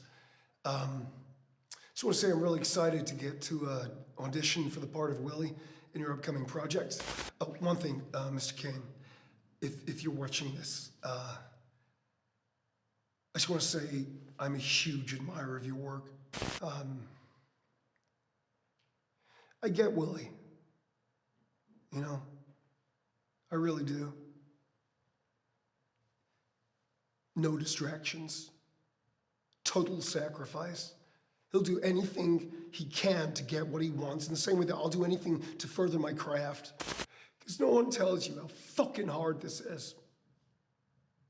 No one tells you what you have to personally sacrifice to put your art first, before you, to honor these stories. No one fucking tells you how hard it is.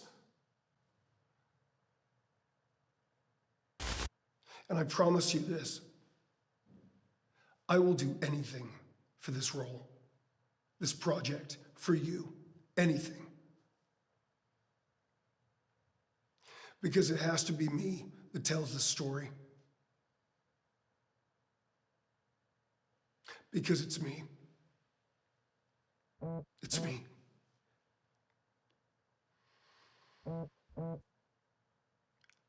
I am Willie. Whoa. So that's the tape that was sent unsolicited. We saw it a little bit in the beginning, and this was the rest of it. And Duke is saying, "Come to my office?" What the fuck? Show me the phone. Chase, I know you're there. We should talk. Come to my office. What the fuck? Where's your office? Okay. Why is it fucking dark all of a sudden? That's kind of weird. Oh, it's locked. Oh, I've been locked in, and the lights are out. Have we seen his office? Okay. Oh. Oh shit. This is fucked. Hello, party. Party of demons. So he's pitting us against each other. The question is, did this already happen and we go crazy? Or is it about to happen and we're both gonna be driven to insanity? And like Vinny already went through something like this to the point of breaking, right? This was the party. This is an echo of the party that Vinny went to. Uh-oh. Uh-oh.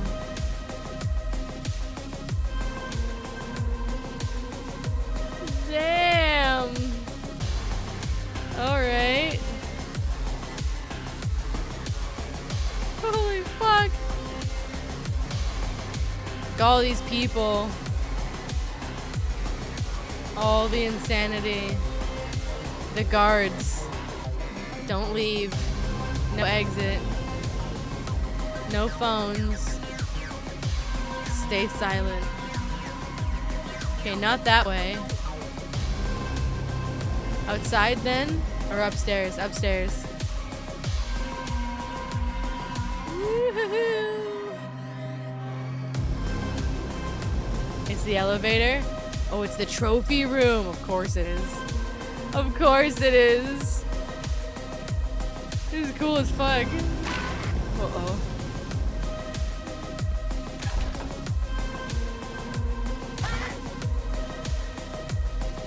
Enter every room in the mansion. Duke. Vinny's face everywhere. Statues. That's the mannequin? It's just another mannequin. I thought it was the one from downstairs. You lack substance, Chase. You are empty. Inside you, there is nothing.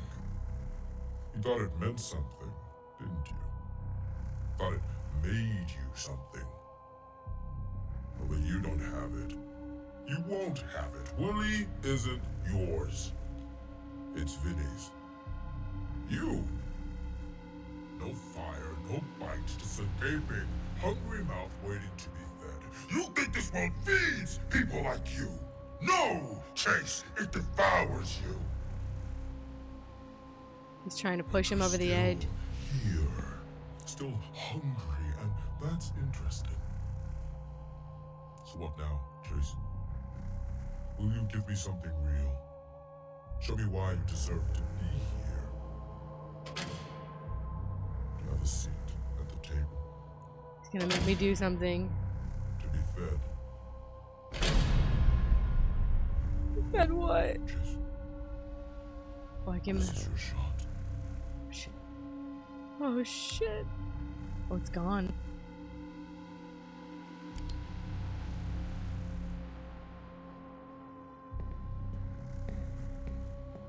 He's trying to push me over the edge. Take your shot. Oh my god. I'm willing to do whatever it takes. Am I gonna kill Vinny? Ooh, the red carpet is out for me.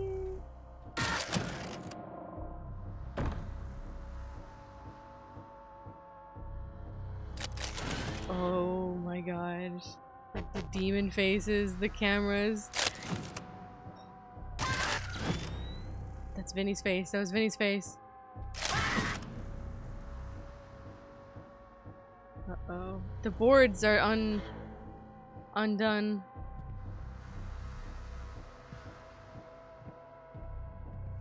This is the bathroom. Did we kill him?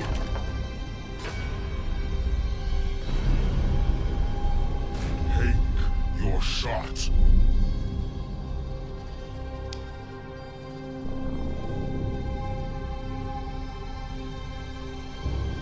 Oh my god. So did we bust the party and shoot him? The poster changed. It's me on the wall. Oh my gosh. So did we crash the party in desperation and kill Vinny that night, right? And then forgot about it, like wiped our memory of it, or maybe we were on drugs or something, and then was trying to call him back and be like, where are you? I'm worried about you. Maybe he was having like visions or flashbacks and like was trying to piece the night together, realizing what he had done. And that's why he's back here, to see if it was real, to see if he actually did it. Uh-oh. I got the role, according to that. No eye drops. No wallet. Nothing. Do I have my flashlight? Is there anything in here? Uh-oh. Oh, tripping balls again. Uh-oh. The blood. So did I do this? Did I have a crash out and just fucking go and gun everybody down at the party? Hi. I'm Vinny Monroe, Los Angeles. To honor these stories, no one fucking tells you how hard it is. Or tells you what you All have of it, personally sacrificed. not Duke, and Duke is just... Because it has to be me. It's me. This is my shot, it's me. Maybe I killed everyone at the party and I just went on a fucking rampage being like, I'm not invited to this party and it's my role, and I just fucking went and killed everybody and Duke liked it? It's Vinny's poster. Oh shit, now it's my poster! Oh no! Did I just fucking lose my shit?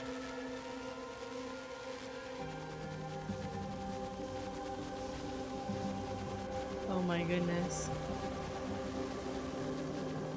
Oh, it's turning! Oh. That's not good.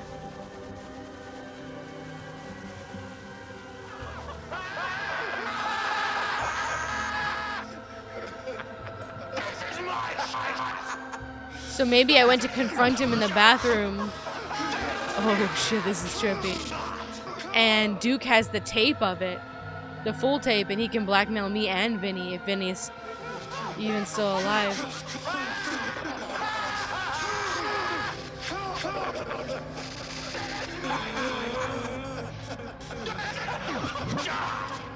We did do it. This is my shot. Oh my god.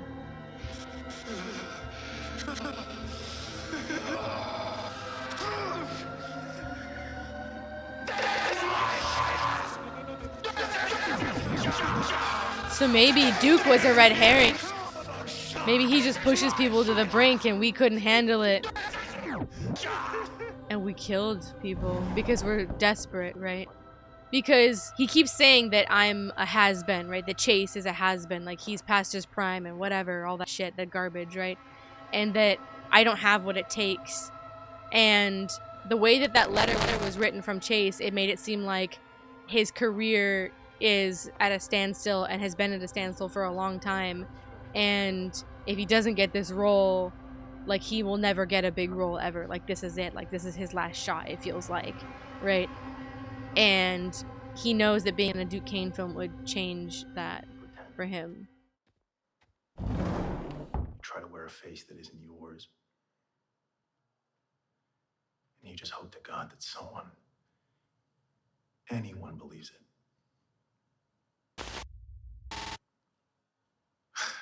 What is it they say? Fake it till you make it. Or till you don't. Yeah. That's the joke. Making something real. Nobody tells you how long you're gonna wait. Nobody tells you that you're running out of time.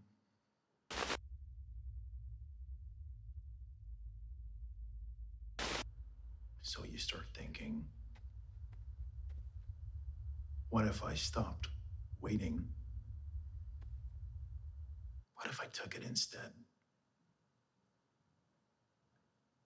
What if?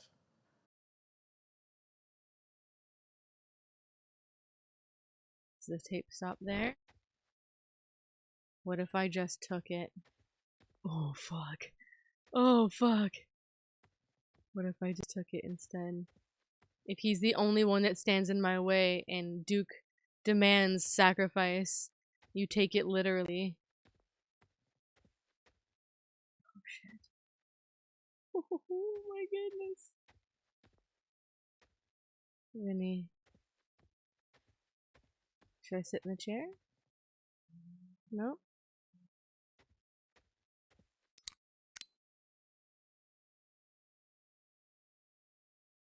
Anything around me?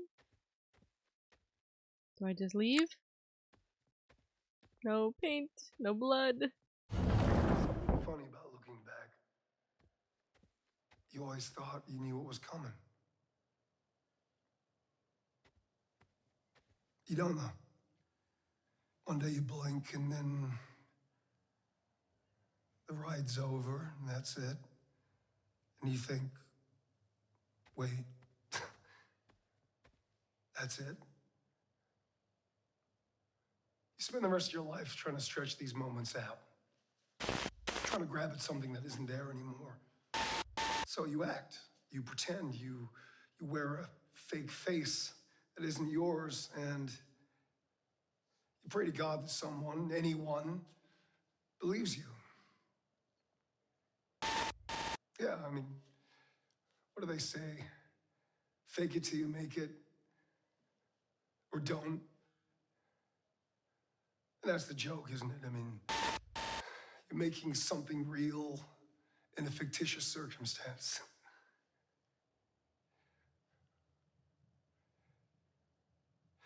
No one tells you how long you gotta wait. No one tells you how fucking hard it is. Things you'll have to sacrifice. Seeing friends, walking away from lovers, no fucking money, no apartment, living in your fucking car, going to audition after audition with every motherfucker in there looking exactly like you, making the same choices as you, and you have to sit there with a smile on your face and you say thank you for the opportunity. Day after day, you have to do this, and you have to be fucking grateful.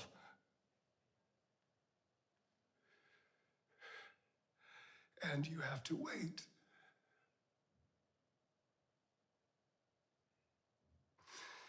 Until one day, you just say no. I'm not fucking waiting. I am gonna take what is owed to me. And you do. And you think, what if? What if I just take a bit more?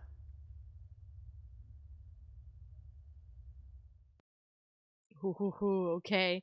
So same lines, so to speak, delivered by both of them differently, and you can kind of see how it resonates with them both, how they feel about it, right? It's the audition process, it's the grind, it's the ever expanding hope that you will get a role and get something and make it big and make it out there, right? You know, working a job that you don't really want to work and then trying with every ounce of time that you have, or ditching a job and getting fired because you're not going to miss this audition or whatever, right? There's so many stories of people, right? You just, before work, after work, during work, trying to make it work. You know, the more you do it over and over and over again with little to no success, you know, or whatever you would deem a success, it's the hardest waiting game you'll ever have to do. The lines are right. You have to go in, you have to be bubbly, you have to show off your personality, and you can't act like this is the 700th audition that you've had, or the 15th one that day, or, you know, that this is happening in your life, or that you're not making ends meet. Like, you have to leave all that behind and put on the face that they want you to be, and then that face itself gets covered up with the role that you're auditioning for, right? You have to pretend upon your pretending, right? It's rough, and there's thousands of actors that are all applying and vying for the same role as you, right? And it's a different position to be in than something that's a technical position like camera or sound or something like that. Every industry is a grind in its own way. Working your way up from the bottom to get somewhere is a grind no matter what, right? I think Hollywood just does a good job of selling the dream, you know, the marketing, the vision, the this could be you, the next big thing, the big vision, the magic, the lights, the fame, the money, the beauty of all these people, right? It usually eclipses reality for a lot of people, and they can only think about that. So okay, so they're being fed the same lines, the same questions, and either it's a line or they have the same exact answer, but we're seeing their different types of deliveries, right? What things resonate with them. Oh, that's just straight up dark. Good. Interesting. So I snapped. I think that's it. Oh no. Oh. Hey, Chase. Hey, buddy. Look, I wanted to tell you this in advance before you hear it from, someone else or whatever. But, okay. Okay, I spoke to Duke and casting, and they I got the role. They don't want to see you.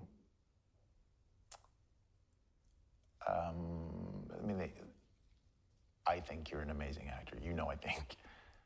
I think you're an amazing actor. But they think you've had your time. It's really hard for me to say this, because I look up to you, man. I really do. I think you are an inspiration to me, but they said no. Whoa! And I just fell through the floor. That must be how it feels to hear that, right? Just the drop that your friend, like, is the one to deliver the news. And the kind of the way he said it, like... Hello there. You caught me thinking about something truly magical. Stories. God, is that Matt Mercer? Like bridges, they connect us to one another. They carry us across time and space into worlds we've never imagined and places we've only dared to dream about. They teach us about each other and ourselves. They help us imagine who we can become. They change us. And movies, well, that's the greatest form of storytelling there is. A craft where ideas, no matter how small, can grow into something so tangible that they can touch the hearts of people. And that's the magic of it, isn't it?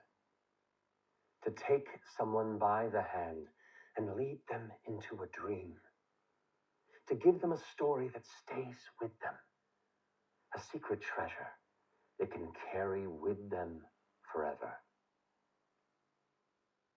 Of course, not every dream is easy to bring to life.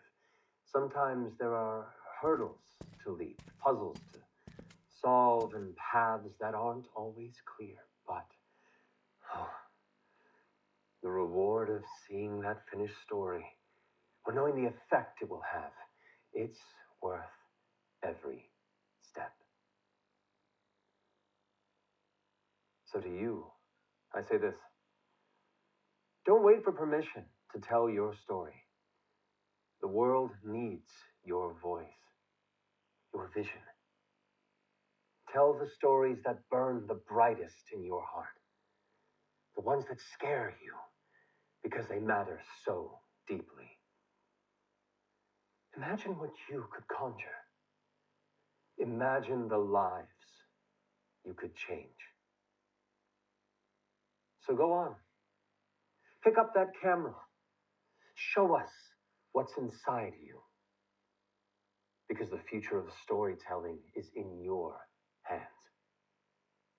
And I, for one, can't wait to see what you'll uncover. Interesting. Interesting. So he's like encouraging people to take their shot. We don't know who this is. Seems too nice to be Duke. Fucking elevator to hell. Get a deal with the devil by murdering my friend. Oh, do I gotta push the button? I do. Send me somewhere. Woo. Am I going down straight to hell? For what I've done? Oh, it looks like straight to hell. I think I'm right. Is there a cipher down here somewhere? Lucifer. Maybe that's who Matt Mercer's character is. Maybe it's Lou Cypher. Maybe it's a version of the devil. Right, you don't need permission, just do it. That's the camera, film camera. Take your shot. Roll sound. Camera. Chase. Do you know how important this is? I think you do. You wouldn't be here if you didn't. Is this like Vinny's tape? There are many men out there who would kill to be where you are.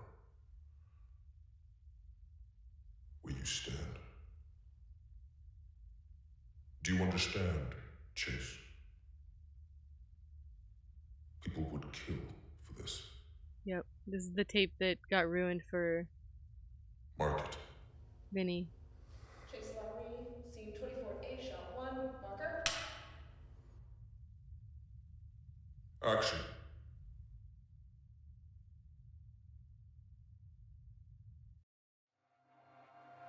Ooh, is that it? That's it! What? Okay. Interesting. So, he got it, I think. I think that's what that means. The party happened. Vinny got the part. Vinny was gonna do it. And Chase couldn't take it. He got the news. He got pissed off. He crashed out. He went and killed Vinny and got the role. By the way, everybody, like, absolute kudos for making this game, for acting in it, for putting your heart and soul into it and making a piece of art come to life. I mean, games are very similar to movies in that regard, right?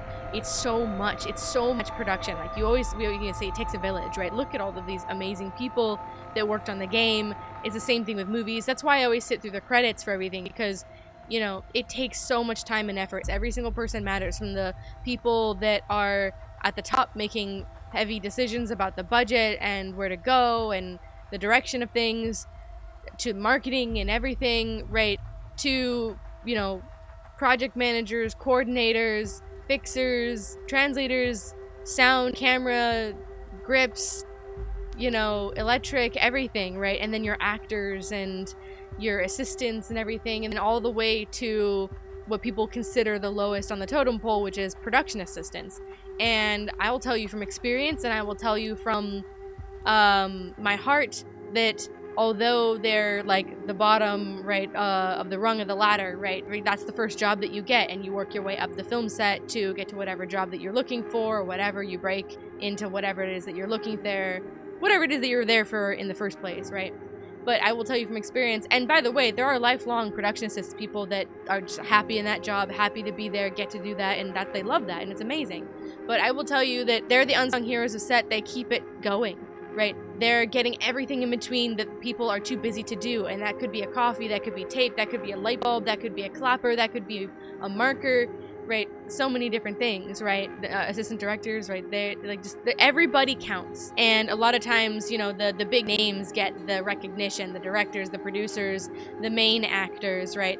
But everybody counts, and it's a big thing. So that's also why I hit for credits. But holy smokes, really well done. Thank you so much for Surgent Studios and Neil Newbon and Ben Starr and all the amazing people that worked on this game, that put their efforts into it to make such an interesting story.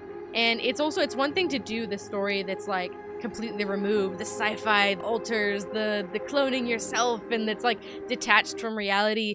And I think it's a different ball game to be playing a version of the reality that you live, right? Versions, hopefully kinder versions, and more blasé life versions of what they talk about in the game, right? You go to auditions, you do the slog, you work really hard to hopefully make a mark in the world. It must be such an interesting exercise for an actor to play an actor that is struggling, an actor that is, you know, vying for the role against his friend, right? You know, they could have been roommates, they could have been really deep friends, right? Everything that Ben's character, Vinny, could have been true, you know, saying like, oh, I looked up to you, you're an inspiration, I really like you, but like, you know, they don't want you, and the fact that I have to deliver the news and I have to be the one that cuts those ties and severs our relationship because that's what the role requires, right? That's a really difficult thing to do. And Chase in that moment, you know, falling through the floor, I'm sure is exactly how he felt. It's more than that, right? It's your friend. It feels like betrayal. It probably feels like all the words that he's saying are lies or just fluff to try and make the bad message go down easier, right? And you know, whether they're true or not, it hurts in the moment because he's basically saying like, oh, you've had your shot, you're not good enough, and you'll never be good enough. Chase's character was in that mindset. This was a now or never opportunity for him that, you know, if Duke is going to be making this film, if he could get it, then this would be his shot. This would be the way to make his mark, and he would be able to finally say that he made it. He doesn't come from a legacy family like Vinny's character does, and whether Vinny is utilizing that or not, he says he's not, but that fame, that nepotism chases him regardless, right?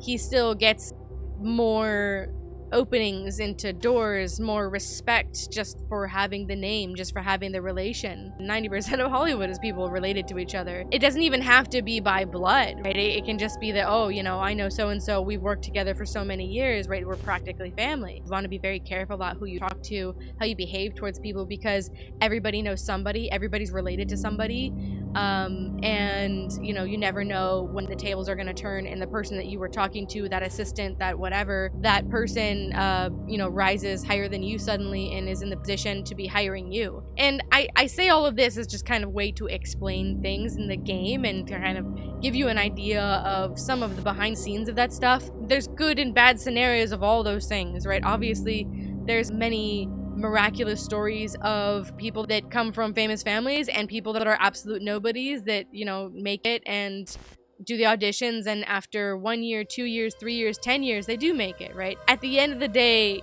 I'm just trying to explain the kind of industry and stuff. I work in the industry. It's got its flaws 100%. I have lived great sets. I've lived horrible sets. I've worked with amazing people. I've worked with people that are very problematic, and that's just how it goes. But I think you could probably say that for any industry, right? And it's very interesting. And it's very interesting for me to play games like this because it's my life in a lot of ways. I talk a lot about it in the Layers of Fear 2 that I mentioned in the last episode, kind of unpacking like stuff that you see being somebody who is in the industry and has been in the industry for a decade now. I love the way that they did this game, just to get back to it. This is really interesting because Duke Kane was almost a red herring throughout the whole thing, right? So much relies upon this revered, larger-than-life, put on a pedestal, big boss character, this producer who is untouchable. He definitely pushes people to their limits, has some shady history that we probably can't prove with the death of his son, using and abusing his actors, and people around him both loathe and love him for what he's able to do. From the perspective of knowing and hearing about the bad versions of all those things, right? He becomes this dark presence that's felt throughout the game, and he's got this sinister voice. It almost feels like a voice modulator, and it definitely baits you into thinking that he's the mastermind behind us. And in a way, he is, because he is the puppet master. He's the one orchestrating. He's the one putting people in these situations because it's his film. Takes vulnerable people and messes with them in order to try and get a rise out of them, to get them to that breaking point where they don't wait for permission, as the game likes to say, as the theme likes to say, but they start taking what's theirs, what they believe is owed to them. And I think that we see both Vinny and Chase buckle under the pressure, the harassment, and this antagonism that Duke is throwing on them. And I think that Vinny had gotten the role. Vinny was the first choice. Duke could recognize that he was being held back by his friend, either in his friendship or in his emotions, and it was affecting either his delivery or his hesitance to commit to the role. Duke set an ultimatum: cut off your friend and get the role, or stay held back by him. In whatever regard that Chase was messing with the career of Vinny, either literally or figuratively, or it was just some sick game that Duke was happy to play, Vinny went along with it because that's what he was willing to do to keep the role that he had gotten, right? So he tells Chase what he doesn't want to hear. He's the one who had to pass that message on. Chase, receiving that message, snapped. He's like, my friend betrayed me. All these words are bullshit. This industry is bullshit. I've been doing this. I was owed this role. This is my role, and I'm gonna take it, right? And he hit that breaking point. And I think he went to that party and killed him. Killed Vinny. Maybe he blacked out and had forgotten about it, and Duke being Duke and, you know, this sort of malicious figure that he is with a lot of secrecy, and remember, everyone had to sign an NDA there, although that doesn't really hold. If someone gets murdered or there's some sort of lawsuit, that shit just, there's loopholes around that shit. Like, real life kicks in at some point, right? But for the sake of this story, Duke being Duke and however powerful he is, it seems that he had his team, his security, everything, kind of clean everything up, and then he reinvited Chase, or lured him back in a way to not only get him to understand what he had done, which is probably what we are experiencing with the game, uncovering the actions of what we actually did for the role, but then at the end we get to see that our actions did reward us that role because Duke is that fucked up and that dark. He felt that Chase's murder of his own friend was also worth the gift of the role of Willie, of the leading man, right? So there's that. That's the story. It's crazy. That's nuts. It's as a good game. Loved the mystery of it. I loved the puzzle of it. It was mechanically very well done. Like I said, for a game that has no guidance, no narrator, no cutscenes that are like leading you from one thing to other, no task list, it does a fantastic job of leading you through one thing to the other. It's just empty, and it's eerie, and it sets the atmosphere really well, and it's very quiet, few but effective jump scares to keep you on edge. And then as the story gets more twisted, as does your environment, as does your visions, as does the set that you're on kick in, and the movie starts, right? And the roles become reversed, they become mixed up, they become a twisted concoction of reality and insanity in a lot of ways, and I loved it. It was really fun. I absolutely adored that. I love seeing all the actors. It hurts me to see them playing actors in pain, you know? I just, because, like, you know that everybody who's been acting and, you know, been in the industry long enough, I feel, has been through something like that, where, like, you're just not making it, you're just not where you want to be. Neil Newbon and Vinny, they do a great job of portraying different sides of that pain, right? Vinny being under the shadow of his father, feeling like he wants to stand on his own merit. Leah Kane doing the similar, behind the shadow of her husband. You know, all of the actors in this so versatile, so amazing. But Neil Newbon, right, seeing him in so much pain, and you can see him just channeling that pain into rage, and how it twists him, and, you know, how that desperation, that hunger drives him to do what he does. And I loved it. I loved every bit of it. It was so surreal in a lot of ways. I bet it was for them acting in it, and, you know, doing the behind the scenes, and, you know, acting as an actor doing the acting. I love the small ode to editing that's in there. It's like a fucked up love letter to the industry, but, you know, recognizing the dark and twisted things that people will do to get what they want. A good time all around. I hope you guys had as good a time on this production as I did. If you guys are looking for more tortured artists, I definitely recommend the first Layers of Fear. I recommended the second one prior because it had to do with film. And if you would like more deals with the devil, I have plenty of horror games that deal with that, from The Black Within, which is a musician selling her soul for the devil, to Alone in the Dark, which is like a Lovecraftian type of thing. Thank you everybody so much for watching. See you guys in the next production, and cut.